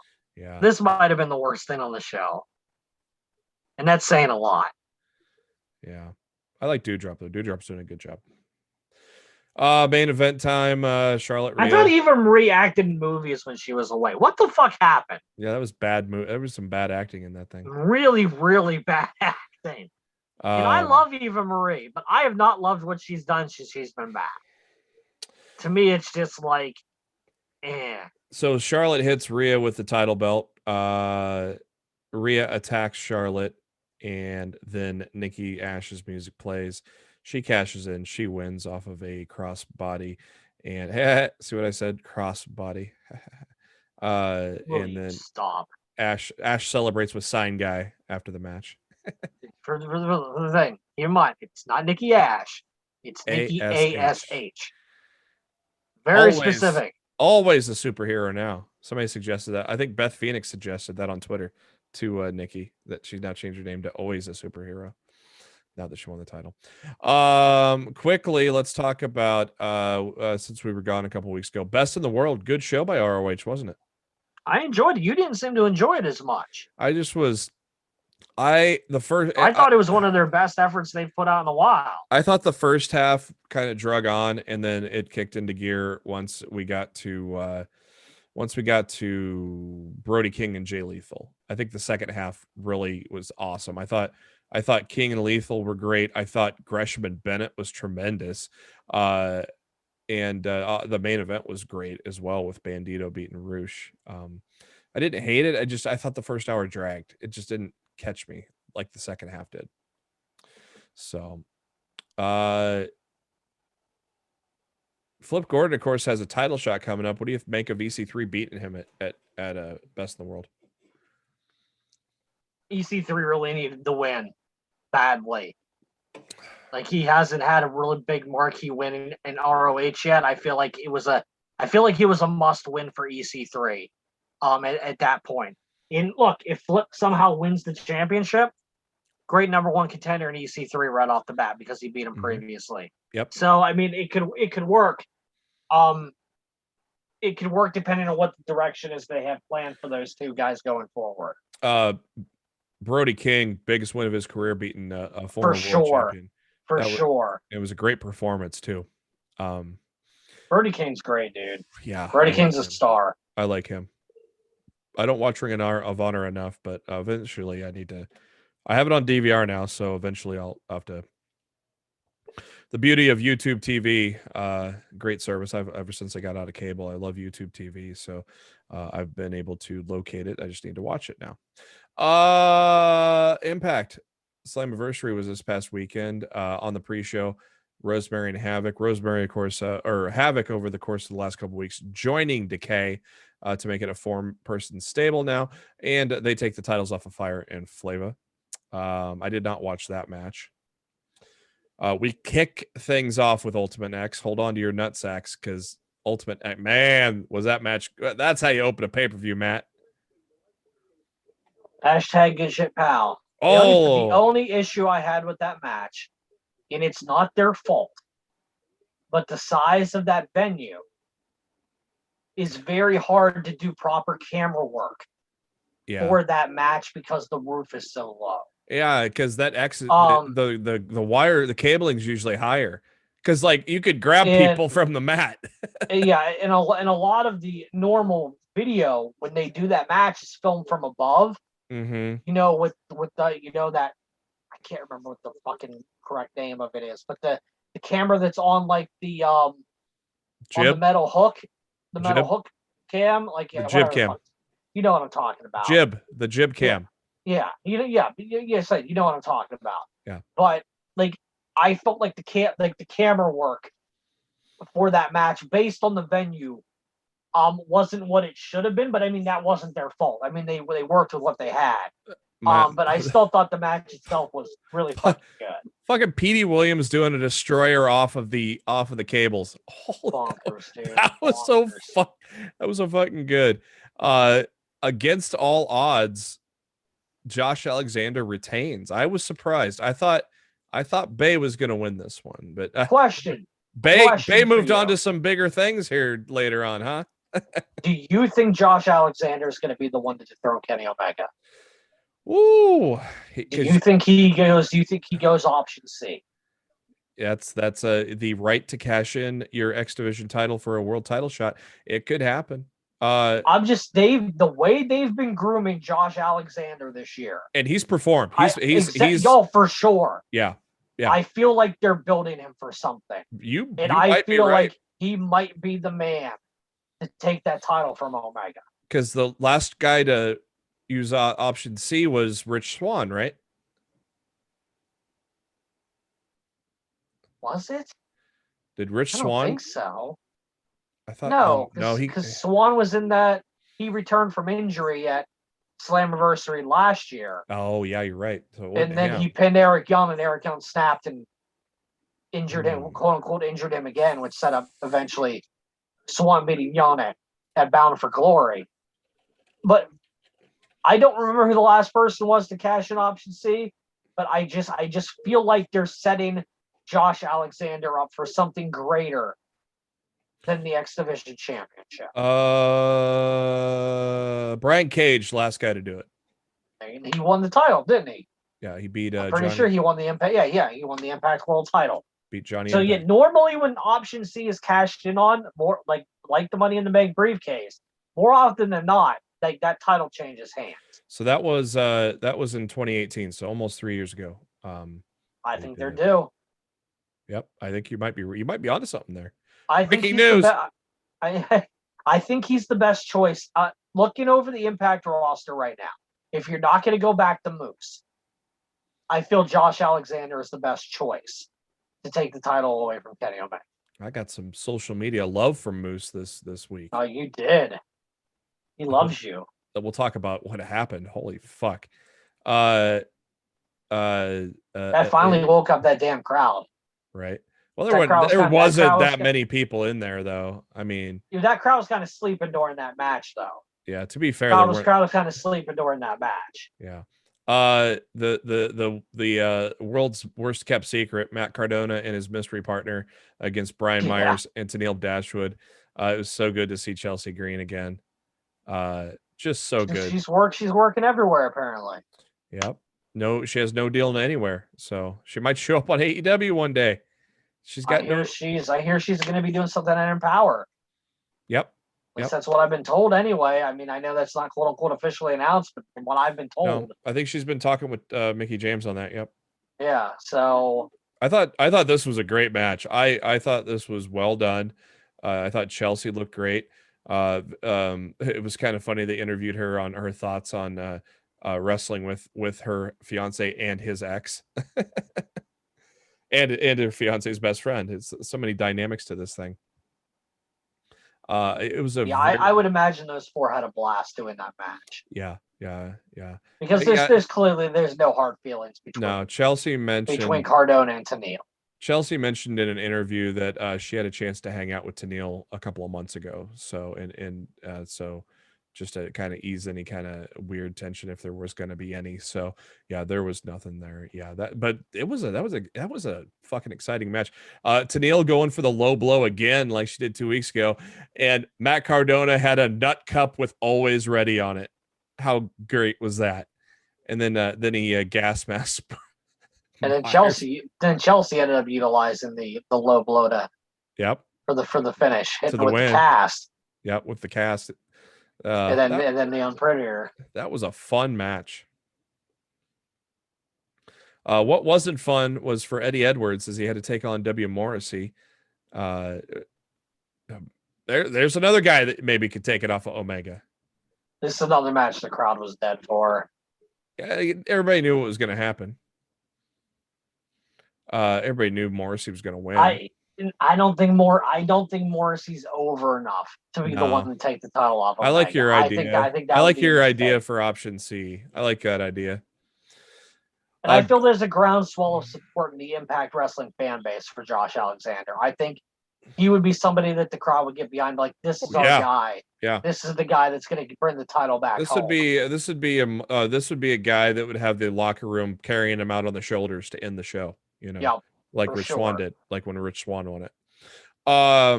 Madman Fulton and Shera mad that they had to stay behind in the Ultimate X match. They wanted in on some action. Welcome back to Impact Finjuice, as we had an impromptu short match with Finjuice winning there. So it's always good to see Finjuice back in Impact. Moose and Chris Sabin, this was a fucking great match. I enjoyed the hell out of it.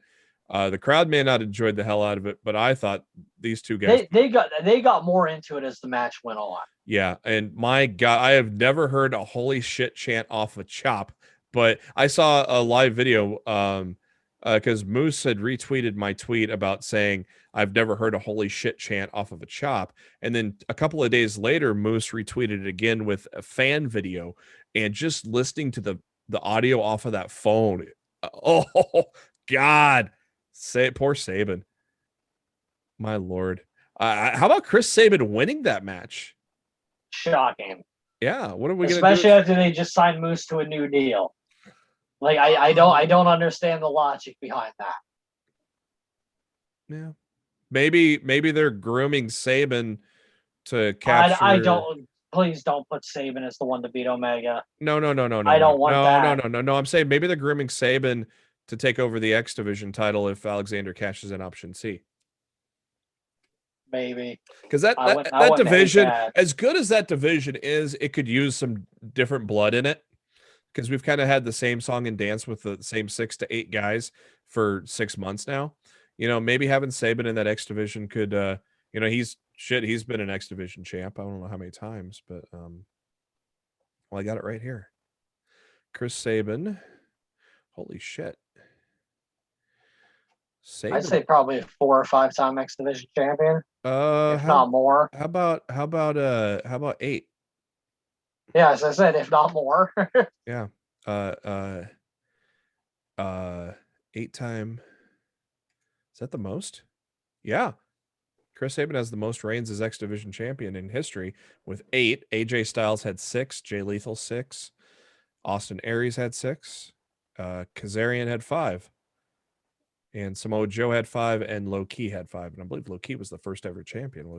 Am I right? No, AJ Styles was. AJ Styles won the X Division was the first X Division champion in at weekly pay-per-view event number 2. That was the name of the show.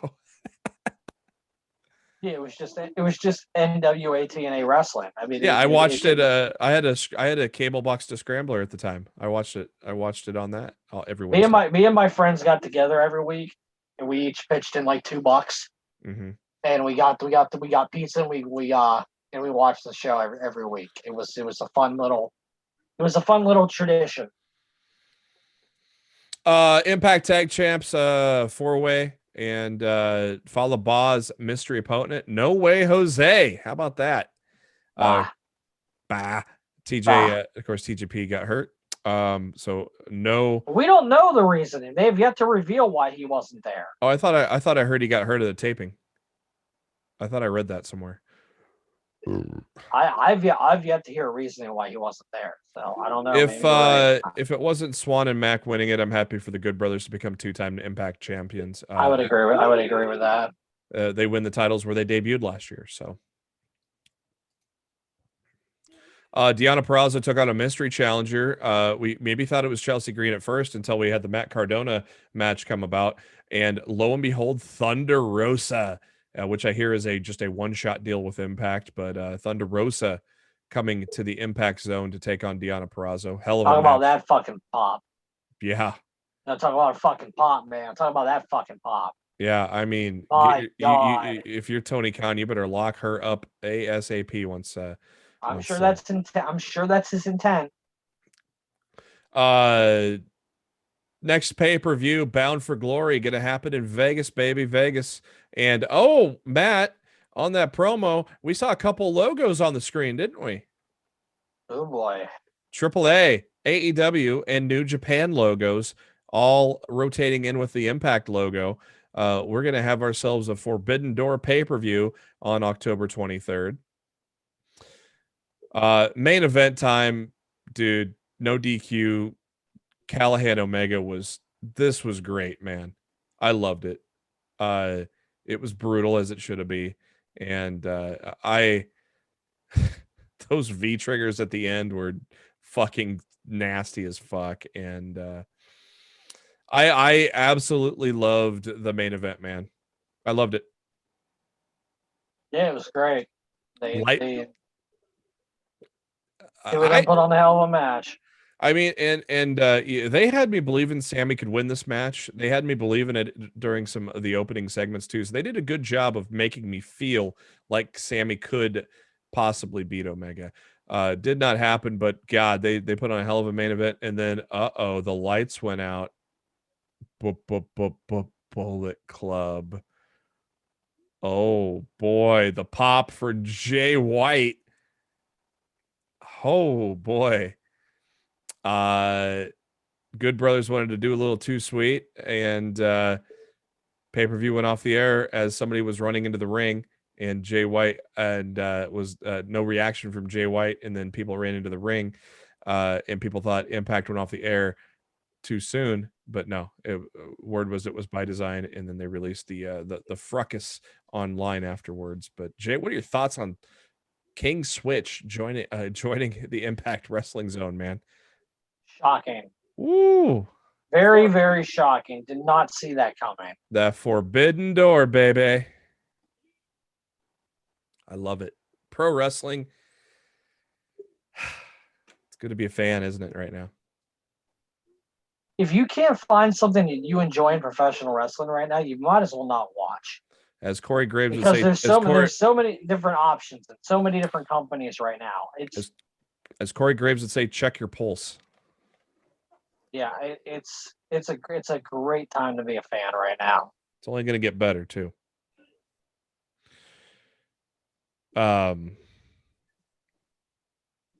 Just making sure we don't have any more breaking news for crying out loud.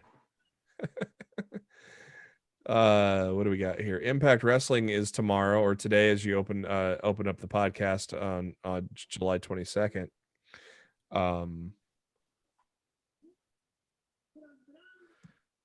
Mickey James will be appearing. What else is going to happen here? I don't see what else is going on for Impact. I think they haven't really announced anything. I think there was one match they announced, which I have right here.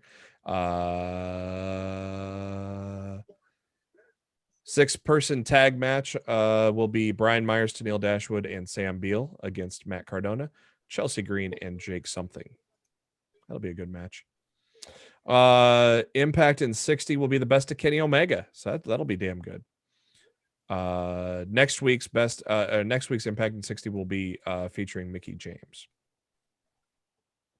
NXT from last night, we have Samoa Joe. He ain't in a suit, is he, Matt? He ain't there to be in a suit this week. Oh, Crossy! I liked how he called it a field trip to Raw. That bus ride home was terrible too. If you had just brought Scarlett along as a chaperone, nothing would have I guess I never even touched on that. Took away his entrance, didn't give him Scarlett, jobbed him out in 2 minutes. God, I'm still pissed. I love Angry Regal too. Angry Regal coming out. Angry Regal is great. How could he not remember that he said unless provoked? I mean, come on, Regal. Joe guaranteeing somebody's going to go to sleep tonight. Somebody did go to sleep, didn't they, Matt? I had that on this. I had that on the soundboard at one time, but I don't know where my. I don't ever remember you having that on the board. I just never used it, so that's why I bumped it off. Oh, I wish I'd have known you had that. Dude, that's a great thing to use. I could probably replace something. Like all the things that Raw Booking does. I mean, that's a perfect sound effect for that. There it is. I told you it's on there. Yes, that's awesome. Good shit. Hey, yo. Those are the ones that moved on to page 2. I could probably move this to page 2 now. That's true. Why? I'll move that to page 2. Move that to the recycling bin. Why? It's trash. What's going on here? I don't know what the hell is going on here. Break things. Mm-hmm. I'm trying.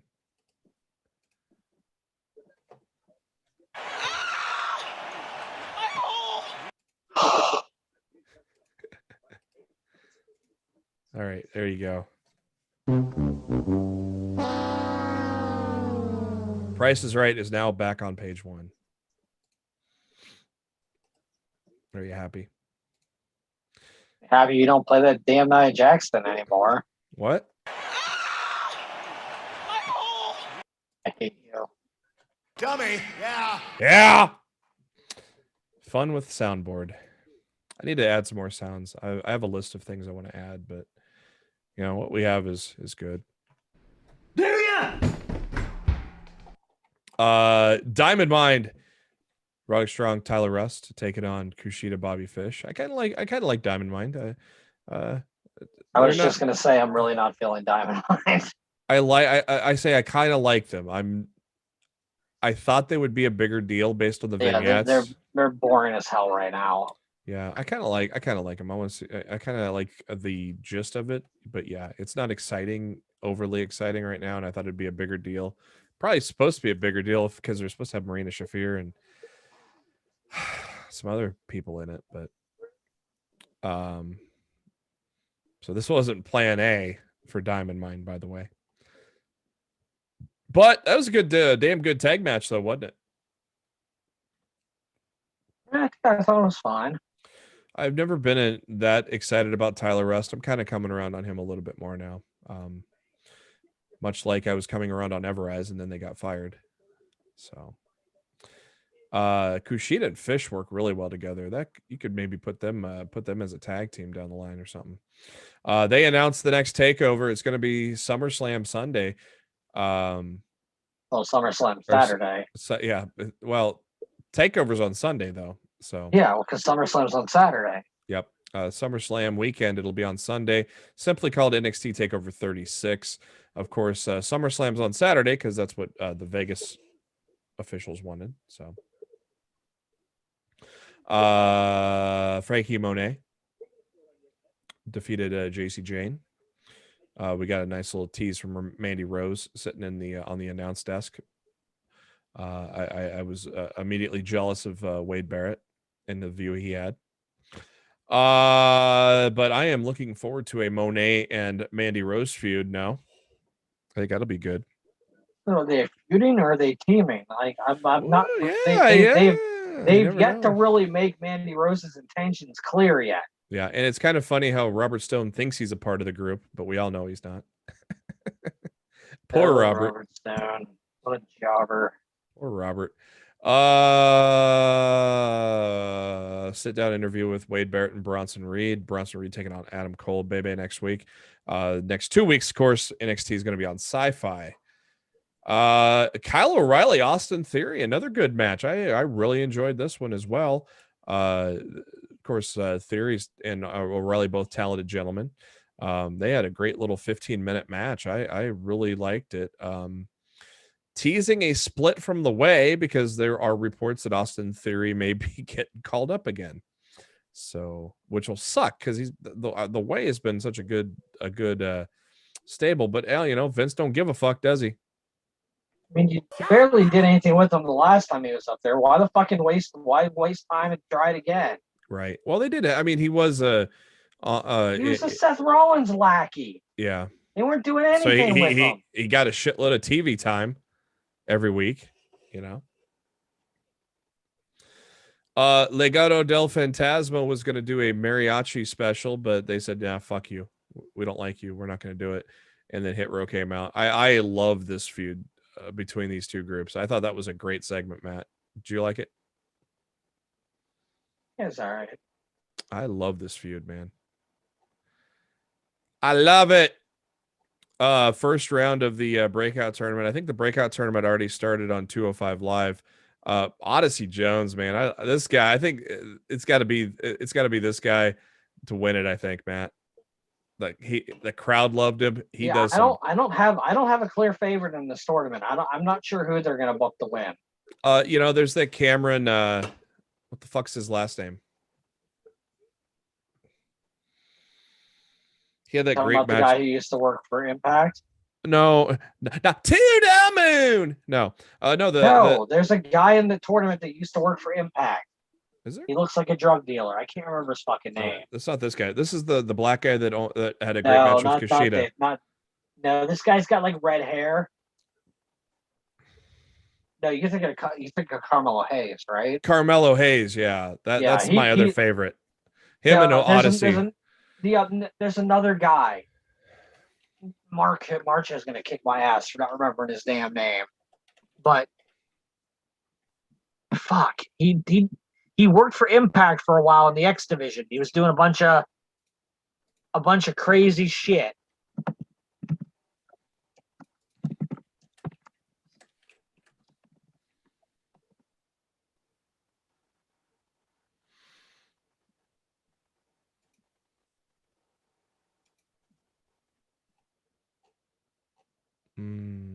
Oh, Trey Baxter. Yeah, what was his name? Blake Christian. Yes, thank you. Yeah, he's fuck. I would put him in a favorite too. He's very talented. Oh yeah. Impact was dumb to not lock him up. I think he had a match on AEW too before Impact. Yeah, I think he did. Yeah, he was bouncing around. Mm-hmm. But I mean, AEW can't sign everybody. No. Especially if they're using fucking CM Punk, Daniel Bryan. Some of these guys, they just gotta let go. You can't be in cabinet hoarding mode like WWE was a few years ago. Yeah, but no, Odyssey Jones, man, tremendous talent. With his ring gear, almost looks kind of like a young Mark Henry, too. But man, dude's 400 pounds moving around like that. Jesus, impressive. Crowd loved him too. MSK got interviewed by Mackenzie Mitchell. Riddle was live tweeting all throughout NXT last night, and it was pretty good. Hey, I'd love to hang out with those guys. Yeah, we know what you want to do there. Yeah. Speaking of LA Knight taking on Drake Maverick. We getting some Impact Wrestling flashbacks with those three guys. Huh, Matt?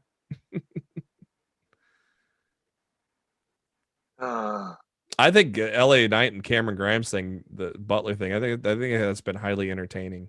It's been all right. I've loved it. Drake Maverick getting the defeat. LA Knight holding him up after the match, forcing Cameron Grimes to punch him. Of course, Cameron Grimes a little hesitant to punch his buddy Drake Maverick, but he did it in the end. Next week on NXT, Carmelo Hayes takes on Josh Briggs in the breakout tournament. This will be a hell of a tag match. Pete Dunne, Orny Lurkin against Ciampa and Thatcher, and Adam Cole and Bronson Reed. Raquel Gonzalez, Xia Li in the main event for the NXT Women's Championship. Came to an abrupt halt when Lee got hurt, but word is coming out that she is fine. Raquel Gonzalez is still your NXT Women's Champion. I thought Xia Li might win this, and then Raquel goes heel on Dakota. I thought was going to happen, but obviously none of that happened. Dakota goes heel on the tapings. Oh, does she? Yeah, she turns on Raquel. Finally! I've been predicting it for like 6 months. They've been teasing it for like 6 months, so of course she had to be right eventually. Yeah. Let's roll into some headlines before we close this shit out. God, we've been recording almost 2 hours because, boy, it's been a week of wrestling. A lot of fucking shit happened this week. AEW's Elite General Manager released. What are your thoughts on that game, Matt? Honestly, I haven't had a ton of time to play it, so I can't really give a great opinion one way or another. Ask me again next week. I'll probably forget. I've gotten through the tutorial phase.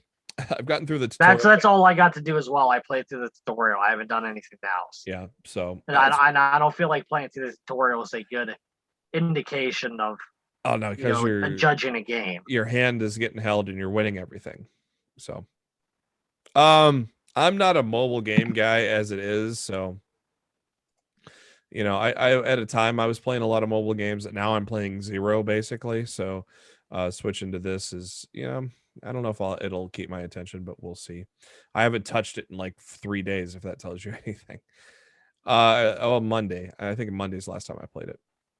Walter, legit injured. He was supposed to take on Ilya Dragunov. Is that right? In a rematch of what was a tremendous fucking match last year. Or was that last year? Or was that earlier this year? I can't. Pandemic. I'm so lost on the calendar here. But legit hand injury for Walter. No word on how long he'll be out. Chris Jericho filing more trademarks. Filed one for the God of War. Because why not? Some more action figures released. Britt Baker gets her first action figure finally. We got another Kenny Omega. I believe a world champion version. And then some LJN superstars. Remember those LJN figures? Did you have those as a kid, Matt? Not as many as I would have liked, but yes. Yeah, they're the LJN line is coming out for AEW. Mid-Atlantic Championship Wrestling, some great shit there. Ric Flair, some great Ric Flair matches and interviews from the Jim Crockett Promotions that has been added to Peacock now, as long as Peacock works. Boom. I'm still chuckling at the Pat McAfee line. SmackDown taping in Atlanta canceled. Was that supposed to, I wonder what happened there. Any word on that, Matt? No, I don't know. That is very interesting. First, I thought that was a live show, and I figured maybe they just canceled it because there was not getting many ticket sales. But speaking of ticket sales, AEW in New York already sold 16,000 seats. That is huge. It looks like they may expand it to around 19,000 to get more people in. They're going to open up some more areas and such. It does sit for 23,000 for tennis, but obviously a little more things involved in wrestling than tennis. So, Harry Smith, Davey Boy Smith Jr. signing back with the WWE. What are your thoughts on that, Matt? Best of luck to him. Right. Smith is now 35 years old. It'd be kind of cool. Have Kid be his manager. I think that'd be cool. Yeah, wouldn't hate it. Of course, Smith making a name for himself in New Japan over the last few years. If you like the action figure thing, Super 7, of course, has done a tremendous job rebooting the He-Man Masters of the Universe line. They're going to do a line for Rock's Jungle Cruise movie, so you can get yourself a Rock action figure with yellow suspenders and all that fun stuff.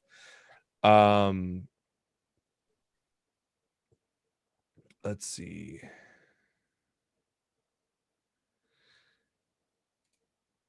Here you go. WWE and TikTok launching a SummerSlam ring announcer search. Matt, you gonna get TikTok and put in your submission? Not a chance in hell. Yeah, I had some friends saying they were excited to do that, and I go, "How about you read Justin Roberts' book? Then you won't be excited." The Rock's Disney Plus series is going to be debuting this week. It's called Behind the Attraction, documentary series that dives into the inspiration, background, and creation of some of the top attractions at Disney theme parks. So that'll they're going to be 10 one-hour episodes that cover the Jungle Cruise, Star Tours, Disney Castles, Haunted Mansion, Space Mountain, woo, and others. If you have the Disney Plus, then go check that out. Cincinnati is going to be the home of AEW's. They're going to make their debut in Cincinnati, and I wonder if John Moxley will be on that card, huh? Such good shit. Of course, hometown of John Moxley. So I expect a very raucous crowd for their debut in Cincinnati. Wednesday, September 8th is when it's gonna be the first show after All Out. So it's gonna be a wild one as it is, man. And then you're gonna get that Moxley pop. It's gonna be a fun show. We already talked about Naomi. Some notes from Mike Johnson on Money in the Bank. John Cena's entrance not listed on the run sheet, so it was kept a secret from a lot of people in the company outside of a small circle. Becky Lynch was backstage. I'm sure she smiled when the crowd chanted for her, and then Charlotte flipped them off, and then Peacock blocked her. They bird blocked her, so to speak. Linda McMahon was backstage and was sitting ringside. Stephanie McMahon was in attendance. No word about Shane McMahon. And Zelina Vega's entrance gear, tribute to the late Aaliyah's role in the Queen of the Damned movies, was what that was from.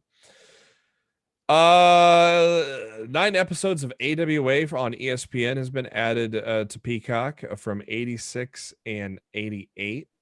With you get to see some of the early days of Shawn Michaels and the Midnight Rockers on that.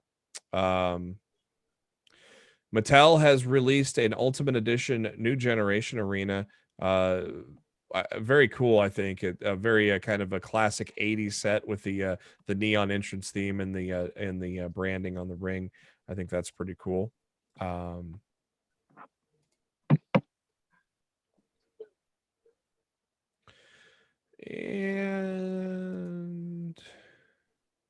9 names are advertised for WWE's return to Madison Square Garden, which comes out on September 10th. It's going to be a super show. Advertised to appear: Roman Reigns, Bobby Lashley, Drew McIntyre, Edge, Bianca Belair, Sasha Banks, Charlotte Flair, and Seth Rollins. Something I forgot to mention on Slammiversary, we got a vignette that Drama King Matt, the former Aiden English, is going to return to pro wrestling. What were your thoughts on that there that reveal on Slammiversary, Matt? That's cool. I mean, good for him. We'll Yeah. see how it goes. Yeah.